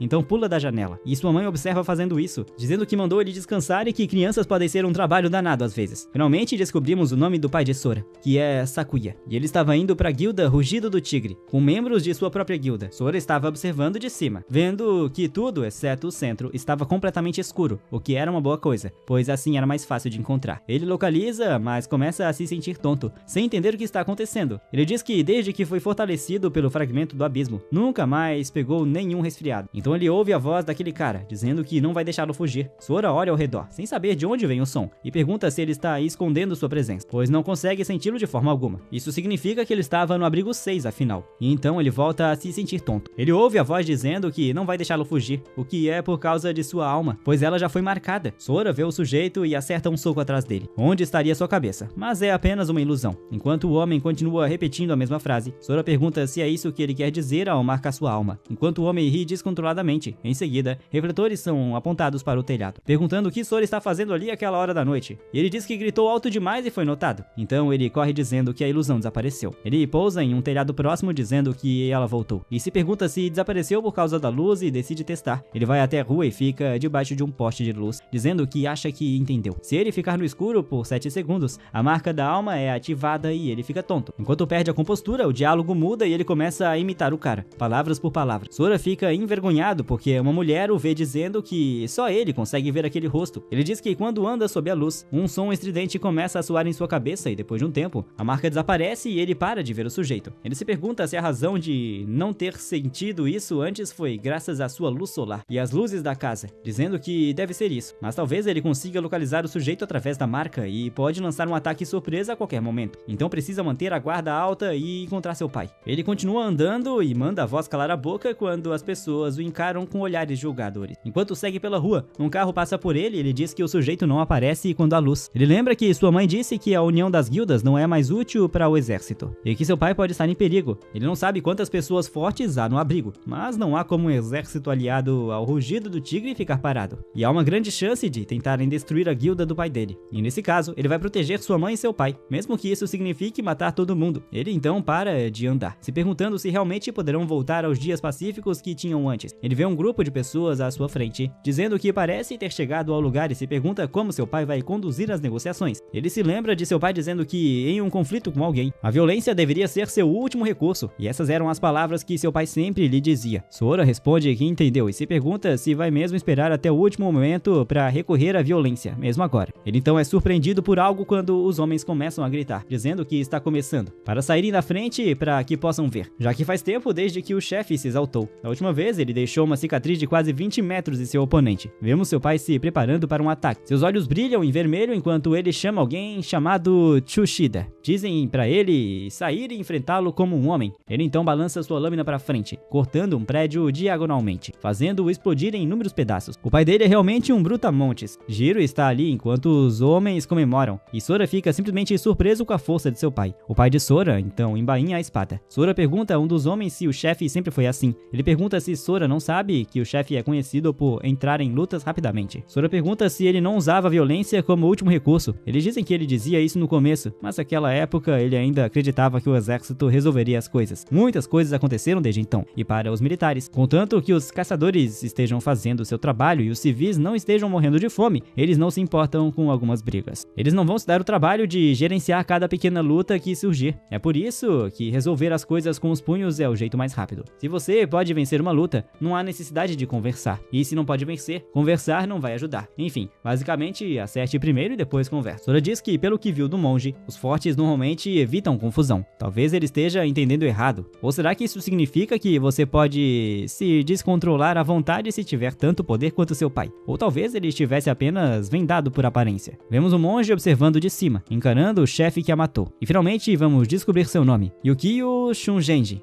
Ele é um Ahat de nível 75 e tem uma habilidade chamada Kenai. Ele diz que o chefe de nível 90 parece ter sido despedaçado sem marcas de armas. É assustador como ainda há tantas pessoas fortes por aí, então eles devem agir com cautela. Ele coloca sua venda e seu nível é reduzido para 45. De volta ao prédio que o pai de Sora destruiu, o homem começa a gritar chamando-o de bastardo e se pergunta se ele acha que as coisas ainda são como na época em que os abrigos de evacuação foram construídos. O pai de Sora diz que as coisas certamente mudaram e que bastardos irritantes como ele apareceram e que ele deveria tê-lo matado naquela época. O homem pergunta se ele está com medo ou algo assim, e o pai de Sora diz que não pode simplesmente ignorar isso, enquanto começa a desembainhar sua lâmina novamente. O homem parece suspeito, dizendo que já o provocou o suficiente, e o cara em que está confiando deveria aparecer logo, perguntando se ainda não foi o bastante. Ele começa a tremer, chamando o pai de Sora de covarde, dizendo para ele sacar a espada, e que ele vai virar combustível para o rugido do tigre. O pai de Sora então desbainha a espada e avança. O homem ergue seu escudo e até vemos a imagem de uma mulher angelical aparecer atrás dele. Um homem sorri, dizendo que ele caiu na armadilha. Ele grita dizendo, nem mais um passo. Vemos um homem com uma prancheta que Jiro mencionou aparecer, dizendo que ele tem coragem de começar uma briga no abrigo. Somos apresentados a Osamu Uzui, um assassino de nível 63. O homem o reconhece, perguntando por que ele está ali. Sora pergunta se esse é o soldado que está apoiando o rugido do tigre, e se isso for coincidência. Ele pode sentir muitas pessoas nesse prédio. Ele com certeza está ali de propósito. Ele então começa a andar em direção ao pai de Sora e se pergunta se esse também é o homem que os está apoiando. Uzui disse que, de acordo com o artigo 15, duelar em abrigos é proibido e que os infratores podem ser punidos com 15 dias de prisão ou até mesmo com a pena de morte. Perguntando se eles vão seguir as instruções, Sakuya percebe que esse era o plano, provocá-lo, e quando ele revidasse, usariam a lei para prendê-lo. Ele não está preocupado com sua corrupção ser exposta e não acredita que está sendo incriminado tão descaradamente. Uma vez preso, podem estender sua sentença indefinitivamente e até fazê-lo desaparecer. Se o perderem, sua guilda será esmagada e os outros serão derrotados imediatamente. Ele se pergunta por que os militares estão indo tão longe para desestabilizar o equilíbrio, perguntando se há uma disputa de poder acontecendo. Ele não sabe o que eles querem, mas não pode admitir nenhum crime. Ele diz que estão enganados e que eles não estavam duelando. Como alguém que apoia as guildas unidas, ele não pode admitir um crime sem provas. Uzui diz que essas marcas de espada são uma prova clara. Sakuya ri, dizendo que ele só pode estar brincando. Pode até ser uma prova, mas é prova de que ele estava tentando reformar o prédio, não começar um duelo. Uzui diz que parece que ele ainda não entendeu. Não cabe a ele decidir isso. Cabe a ele, Uzui, e se ele diz que é a prova, então é.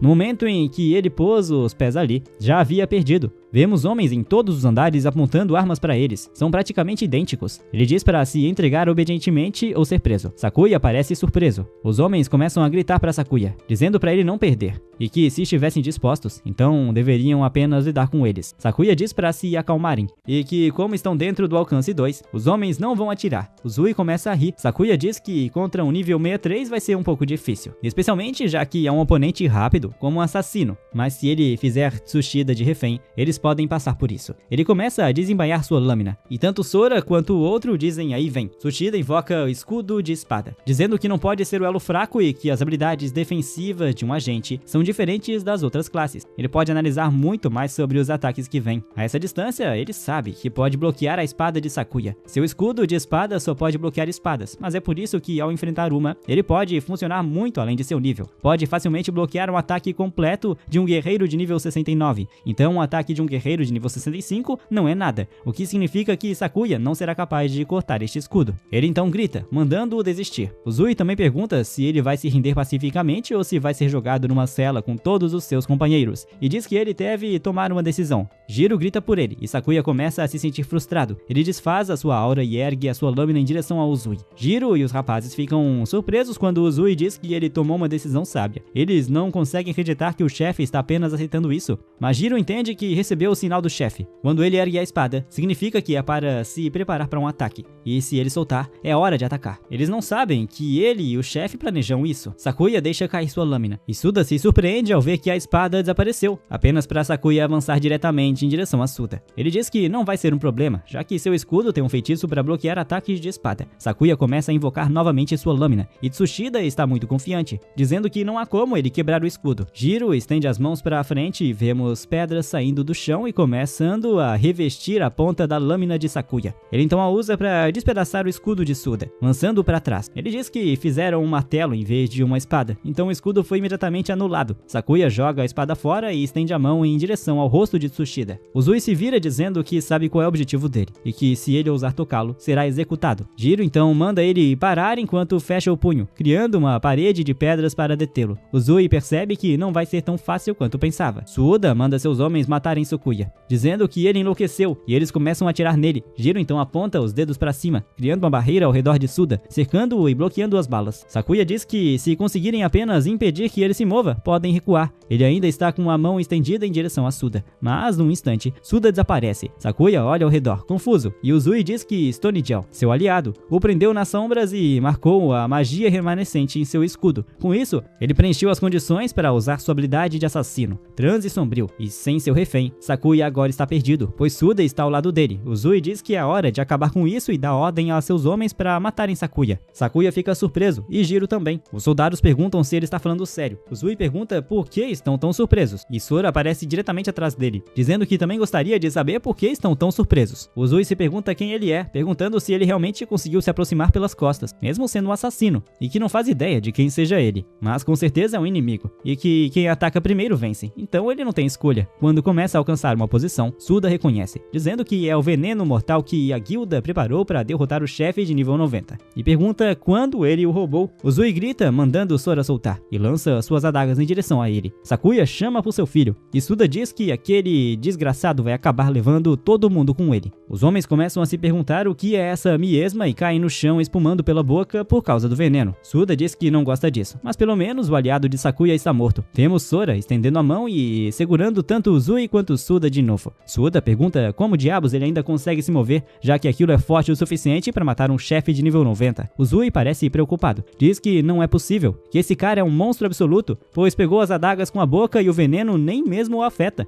Sora olha para eles com um olhar furioso e depois cospe as adagas, fazendo-as cair no chão. Ele pergunta para onde eles acham que estão indo. Tsushida fica ansioso e descobrimos que, independentemente do trabalho, todo jogador tem 5 atributos. São eles inteligência, percepção, força, agilidade e constituição. Tsushida diz que se ele conseguir suportar aquele veneno, então sua constituição está no mesmo nível de um jogador de nível 100. Sora diz a eles para fazerem seus homens abaixarem as armas. Uzui morde os dentes, percebendo que não tem outra escolha a não ser revidar. Ele tenta um ataque nos joelhos de Sora. Nada acontece. Sora então pula do chão e agarra o braço de Uzui, dizendo para ele calar a boca. Tsushida sorri, pensando que aquela era a chance deles, dizendo que enquanto Sora tenta se soltar da chave de braço, ele também vai atacar. Sora faz o mínimo movimento necessário, desviando do ataque. Ele então os manda para longe com uma força imensa, fazendo-os voar para trás de seu pai até a parede, criando ondas de choque enquanto seu pai, ainda resistindo ao vento que passou por ele, se vira. Ele se surpreende apenas para perceber que uma doce sensação começa a desaparecer, momento em que Sora imediatamente olha para trás. Uzui diz que, mesmo sendo forte, duvida que Sora consiga reagir ao transe sombrio enquanto o apunhala diretamente pelas costas, mas a lâmina não penetra sua pele. Uzui agora percebe que está em uma situação ruim,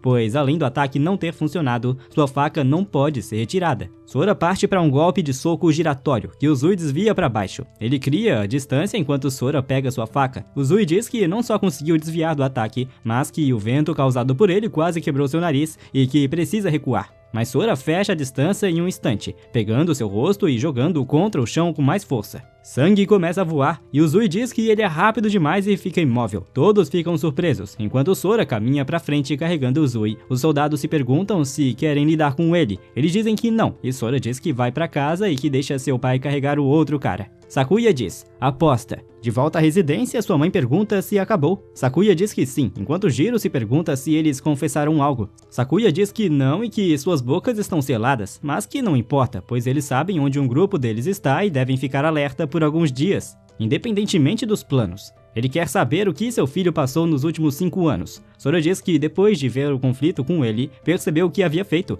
Ele caiu em um reino estranho há 5 anos e passou todo esse tempo matando monstros. Pensando que deve ter sido uma das torres, ele ficou preso dentro dela. Então ele conta toda a história, até o momento em que foi libertado. No final, um Summer o mandou de volta pra cá. Seu pai diz que existem 16 torres no total, mas nenhuma delas corresponde à sua história. Sora diz que isso significa que era uma torre não mapeada. Jiro diz que que se essa torre estiver perto do refúgio deles, eles podem priorizar sua limpeza, mas o pai de Sora está apenas feliz por ele estar vivo. Jiro ri, dizendo que ele não só está vivo, mas é 1 bilhão de vezes mais forte que todo mundo. Sua mãe diz que não importa, porque o que importa é que ele está em casa agora. Seu pai diz que nunca mais vai deixar a família dele se separar. Sora olha para suas mãos, percebendo que seus pais estão tão marcados quanto ele, e que nunca mais vai perder sua família. As luzes começam a piscar antes de se apagarem completamente. Sora percebe que isso é ruim, enquanto eles se perguntam se pode ser um apagão, mas Sakuya diz que ainda não ouviu trovões. Seu alter ego aparece atrás dele, dizendo que desta vez ele definitivamente não deixará escapar. Sora diz que, além de ele ter aparecido, o que ele disse é diferente da última vez.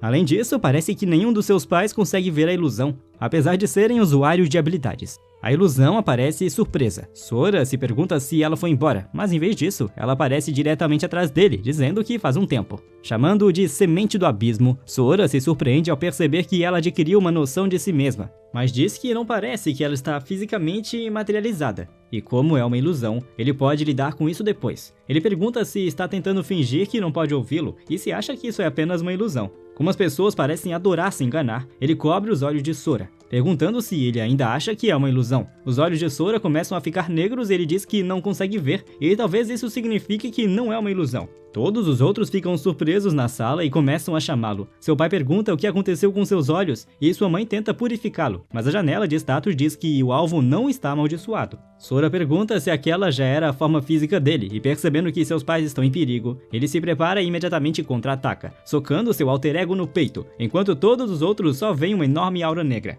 O alter ego pergunta se ele está com medo. Seus pais dizem que não veem nada, perguntando se há um inimigo ali. Sora o chama de covarde, perguntando por que ele continua seguindo-o. O cara diz para ele não entender errado e que ainda não se apresentou. Ele diz que vem da nobre raça divina Asa e é o deus das trevas chamado Fedel, e que absorveu o cristal negro. O poder divino, o Ar, foi levantado e deixado no abismo. Falando estritamente, seu poder das trevas, os agentes de Deus, estão monitorando-o porque ele deixou o abismo por conta própria, e esses mesmos agentes começaram a se reunir. Se ele não quiser morrer, precisa voltar para a torre com ele. Sora percebe que ele está falando sobre Terra, que sua mãe mencionou. Sakuya diz que não sabe o que está acontecendo, mas pode perceber que é perigoso e vai ajudar, mas sua mãe diz para ele parar, pois precisam ver como as coisas se desenrolam. Sora pergunta por que isso importa, já que ele pode até derrotar um deus, então o que alguns podem fazer com ele? Fedel grita dizendo para ele parar de ficar arrogante, porque ele o venceu por sorte, e o outro Esdras não pode nem ser comparado à sua força atual. Sora pergunta com que base ele deveria acreditar nele. Fedel começa a rir, dizendo que ele não precisa acreditar nele e que vai se arrepender de tudo.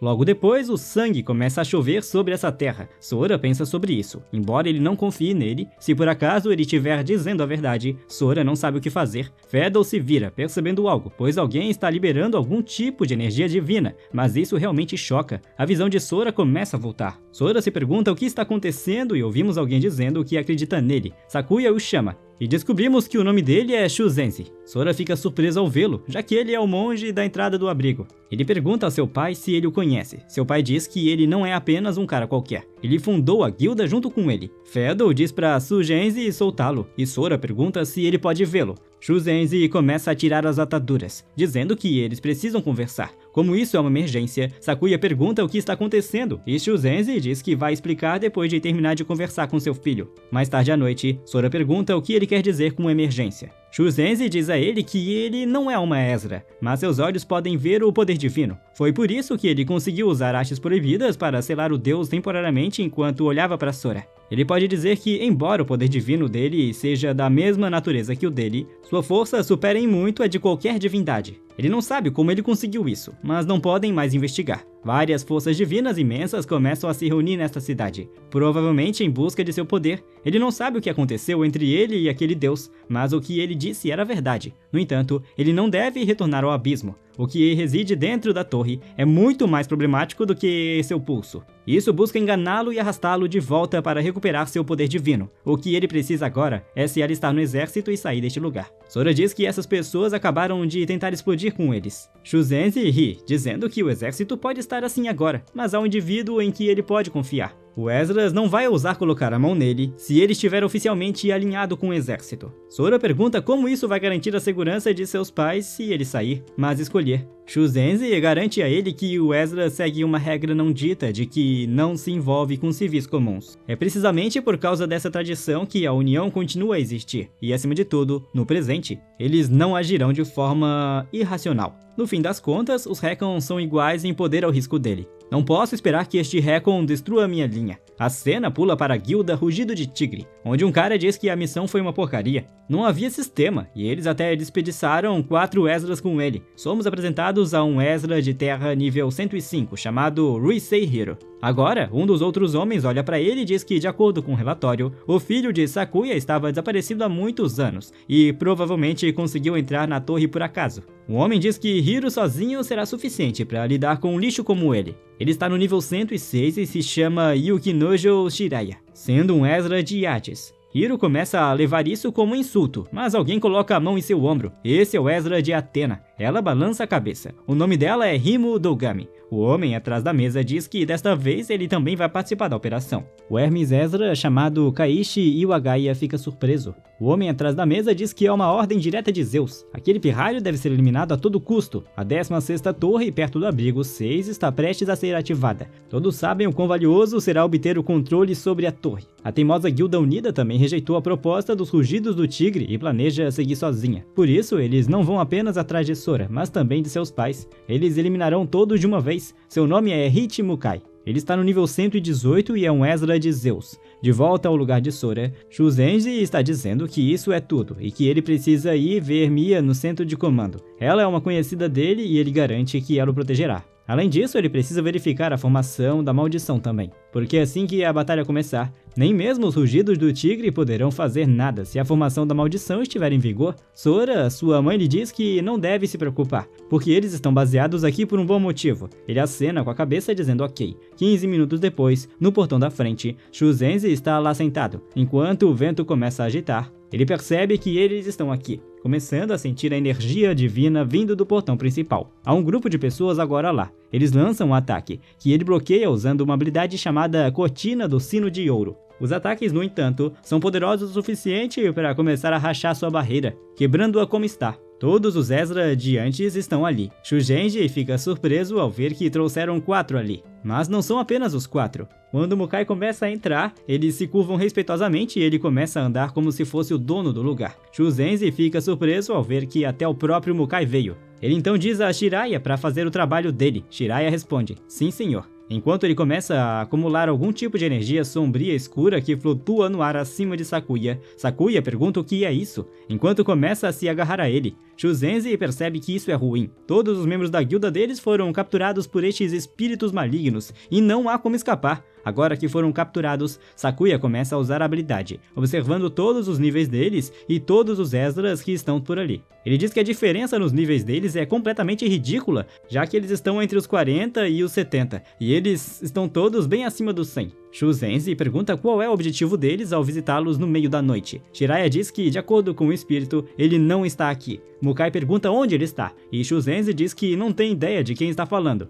Hiro fica irritado, perguntando o que ele acabou de dizer, e Shuzenzi diz que ele deve não ter educação. Hiro diz que se ele tiver um desejo de morte, ele vai torná-lo realidade, mas Sora, sua mãe, começa a ativar a barreira no porão. Todos agora foram afetados pela maldição da fraqueza dela, e vemos uma pequena aura em cada um deles, mostrando que todos foram colocados sob a filiação. Hiro diz que isso é irritante, enquanto retrocede seu punho, dizendo que mesmo se for amaldiçoado por uma porcaria de nível 68, ele pode esmagar a guilda deles sozinho. Mas Shuzenzi pega seu punho, pegando-o de surpresa. Ele diz que está subestimando demais, já que agora ele é apenas nível 71 devido à maldição. Hiro diz que não é possível que o nível dele tenha diminuído em 30. Shuzenzi lhe diz que sem seu alto nível, ele não é nada. Enquanto coloca a palma no seu peito, ele o manda voar até o portão. Agora todos estão no nível 70, exceto Mukai, que ainda está nos 80. Sakuya diz que qualquer pessoa que ficar na zona amaldiçoada terá seu nível reduzido pela metade do nível do lançador da maldição. Em outras palavras, os níveis deles foram reduzidos em 34, perguntando se ainda podem lutar neste estado. Mukai começa a rir, dizendo que a bagunça finalmente está ficando divertida. Ele chama Dogami, dizendo que é a hora dele entrar na cena. Agora ela começa a lançar um feitiço com a mão, enquanto Mukai ri, dizendo que enquanto ele estiver em suas mãos, Sora definitivamente retornará.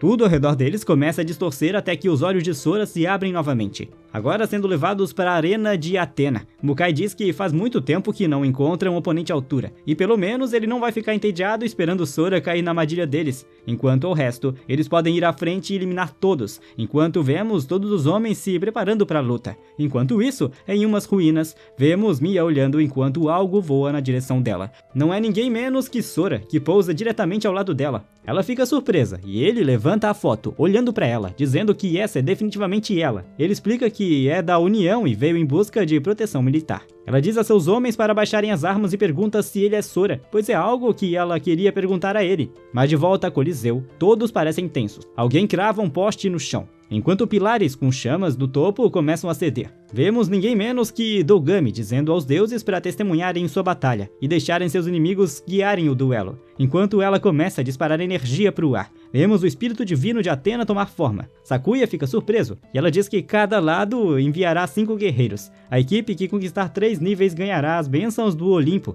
mas para os derrotados, serão queimados pela luz divina e perecerão. O ar está tenso e Sakuya pergunta o que eles querem dizer com 5 guerreiros, pois há 8 ali. Ele diz que por enquanto é assim, pois as estrelas do show ainda estão a caminho, falando sobre Mukai e Sora. Hiro dá um passo à frente, perguntando quem quer morrer primeiro e os desafia para uma batalha. Sakuya e os outros hesitam, mas Shuzenzi se adianta, dizendo que seu julgamento superficial os levou a isso. Sakuya diz que só o fato dele estar ali já é mais que suficiente e não é culpa dele, e que a maldição de sua esposa reduziu seus níveis, então agora eles têm uma chance em uma batalha individual. Jiro diz que ele está certo, e como a senhora também não é feita para combate, se os 3 deles começarem a vencer, isso garantirá a vitória deles. Shuzenzi diz que o Ares é o mais brutal de todos. Depois de se tornar um Ezra, ele derrubou uma guilda inteira sozinho. E eles até tinham 3 dos seus próprios. Ele liberou uma habilidade esmagadora de Ari e os derrotou. Mas ele não precisa se preocupar, pois tem um plano contra ele e que ele vai lidar com a primeira batalha. Quando ele entra no ringue, começam a se encarar. E Shuzenzi pergunta se Hiro vai aceitar seu pedido. Hiro fica irritado enquanto Athena diz aos guerreiros para tomarem suas posições e começarem a batalha. Hiro começa a rir e avança diretamente em direção a ele, dizendo que já teve o suficiente das besteiras de Shuzenzi. Shuzenzi desvia do primeiro golpe. Hiro contra-ataca com um soco, mas também é desviado, e eles começam a atacar um ao outro. Hiro pergunta se tudo o que ele vai fazer é desviar. Eventualmente, Shuzenzi pega sua mão. Sakuya fica animado, dizendo que ele tem isso, mas é exatamente o que Hiro queria. Shuzenzi parece que percebe isso, mas é tarde demais, então ele recua sua palma e acerta Hiro com um golpe, criando uma grande distância entre os dois. Hiro sorri e recupera o equilíbrio. Jiraiya diz que ele fez o primeiro movimento e depois manteve a distância, e isso vai ser difícil. Dogami diz que não é como se os ataques de Hiro fossem fracos, pois vemos Shuzenzi sangrando do braço. Sakuya pergunta se ele está bem. Hiro sorri e pergunta como se sente com a coisa de Cadmus, enquanto vemos ossos caindo de seus nós dos dedos. Shuzenzi diz que deve ser a cobra de Yars. Ele nunca imaginou que isso ajudaria em uma luta, mas Hiro diz que eles estão apenas começando. Ele avança novamente, dizendo que ainda não se saciou. Hiro vem com um ataque, que Shuzenzi desvia, mas depois sente uma dor aguda quando vemos que Cadmus atacou seu braço esquerdo. Shuzenzi percebe que isso é ruim, pois ficou ainda mais rápido. Ele começa a arrastá-lo, mas então ele se trava e retorna com a cortina do sino de ouro. Novamente, desviando Cadmus dele, eles então se distanciam. Shuzenzi diz a Cadmus que não ficou mais rápido. Na verdade, foi ele quem ficou mais lento, pois foi afetado pelo veneno de Draco. Hiro diz a ele que ele é bem resistente para um monge, pois cada vez que Cadmus o machuca, ele se cura. Hiro diz que isso é provavelmente o limite do poder dele. Sakuya pode sentir a distância entre eles aumentando conforme a luta se desenrola, enquanto ele usa a habilidade de avaliação. Hiro começa a avançar novamente, e dessa vez com um chute, que Shuzenzi bloqueia. Ele provoca Shuzenzi dizendo como ele se sente tendo veneno correndo pelo corpo, e mal pode esperar para ver quanto tempo ele aguenta. Shuzenzi diz que através do rio, por todos os reinos do Dharma, mas Hiro, que não tem tempo para ouvi-lo falar sobre besteiras de monges, até mesmo Jiraiya e Dogami se perguntam o que está acontecendo, pois estão sentindo o poder divino de Shuzenzi, mas ele não é um Asra. Então, de onde vem todo esse poder? Shuzenzi continua seu cântico. Sakuya diz que isso não pode ser. e é uma jogada arriscada, mas ele criar uma solução revolucionária nessa situação significa que eles podem realmente ganhar essa luta. A energia divina continua a fluir de dentro de Shuzenzi. Hiro fica surpreso ao ver que aparece diante dele uma gigantesca divindade chamada Vara Bodhisattva 166. A divindade atinge o chão, do qual Hiro dá um passo para trás, e ele pergunta se realmente achou que aquele ataque insignificante faria algo contra ele. Enquanto Hiro começa a subir no ar com uma divindade atrás dele, ele voa diretamente em direção a Hiro. Hiro ri, chamando-o de idiota, perguntando se ele está tentando lutar corpo a corpo com ele e dizendo que gosta de coragem dele. Isso deve ser o plano de avanço dele. Já houve um imbecil como ele há muito tempo. Entre as pessoas que ele matou,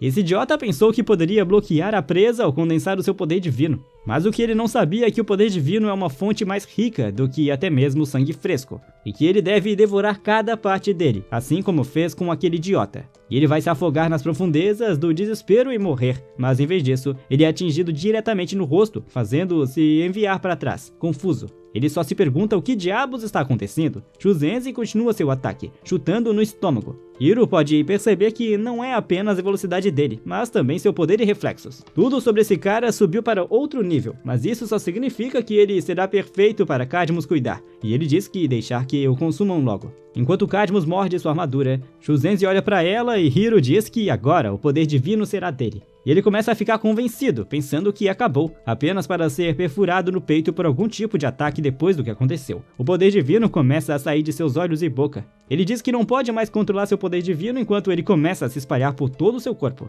Shuzenzi lhe diz que era cedo demais para ele se alegrar. Como Recon, o poder é extremamente desgastante para o corpo, e ele o acerta diretamente no rosto. Hiro diz que não há como Kamis não absorver o poder divino. Hiro lhe diz que isso não é o poder divino e que ele é muito ingênuo. Ele o acerta no rosto, fazendo seu corpo rodopiar. A mãe de Hiro diz que ela não entendia seus sentimentos sobre o motivo de querer se converter em Recon naquela época. Isso não só impede que você se torne um Unsra, mas todo o poder é limitado à força física. E o poder kármico é incrivelmente forte, mais difícil de controlar. E você tem que acumular virtude regularmente para isso. Apenas o poder Zen pode impedir que a energia kármica o sobrecarregue. Como Shuzenzi absorveu mais poder kármico do que pode controlar, se mover será difícil para ele. Shuzenzi diz que parece que ele comete frequentemente maus feitos, o que é a razão de ele não ter mais poder Zen, e será impossível para ele controlar seu poder. Sakuya fica animado, dizendo que ele disse que poderiam ganhar disso. Tanto Dougami quanto Shiraya não faziam ideia de algo assim que existia, mas Shiraya diz para ele parar de ficar convencido, pois ele está subestimando o risco dele.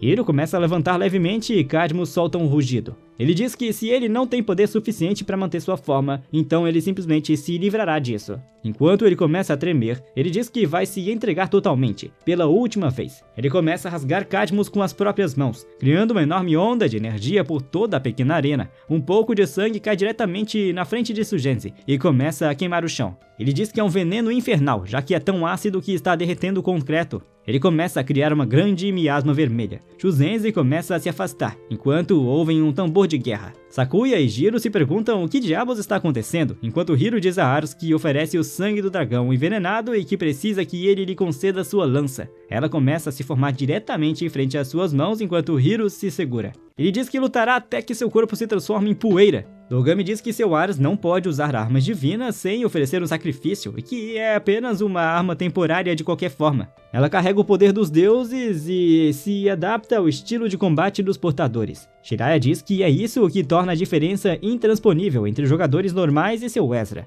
Vai ser o fim para Shuzenzi. Agora, Dougami diz que Hiro ofereceu o dragão venenoso a Ars, que lhe deu a lança. Se os deuses perceberam aquele truque, eles ficarão muito irritados, mas sabendo quão misericordioso Ars é, ele pode perdoar Hiro se ele vencer. Mas na hipótese de ele perder, nem consegue imaginar que punição o aguarda. Mas não há como um jogador comum vencer um Ezra empunhando uma arma divina. Shiraya se pergunta o que diabos ele está pensando. Hiro começa a avançar e Shuzenzi diz que isso significa que ele vai vir para mais um golpe de curta distância, mas a lança desaparece, causando-lhe confusão. Enquanto vemos o orbe vermelho começando a envolver Hiro, Shuzenzi desvia do soco, dizendo que deveria alcançá-lo a essa distância. Mas percebe que cometeu um erro, já que o ataque o toca levemente, cortando seu queixo apenas. Hiro então diz explodir, sorrindo. E a lança se forma mais uma vez de sua aura, bloqueando sua fuga. Shuzenzi diz, felizmente, que ele desviou com uma mantra a tempo e se pergunta se a lança é venenosa como um dragão. Acontece que pois agora que ele foi atingido pelo efeito corrosivo de sangue de S, seu manto perdeu 50% de sua defesa. Hiro vem com outro ataque, que Shuzenzi desvia. Então o projétil explode nas costas de Hiro. Shuzenzi diz que é loucura.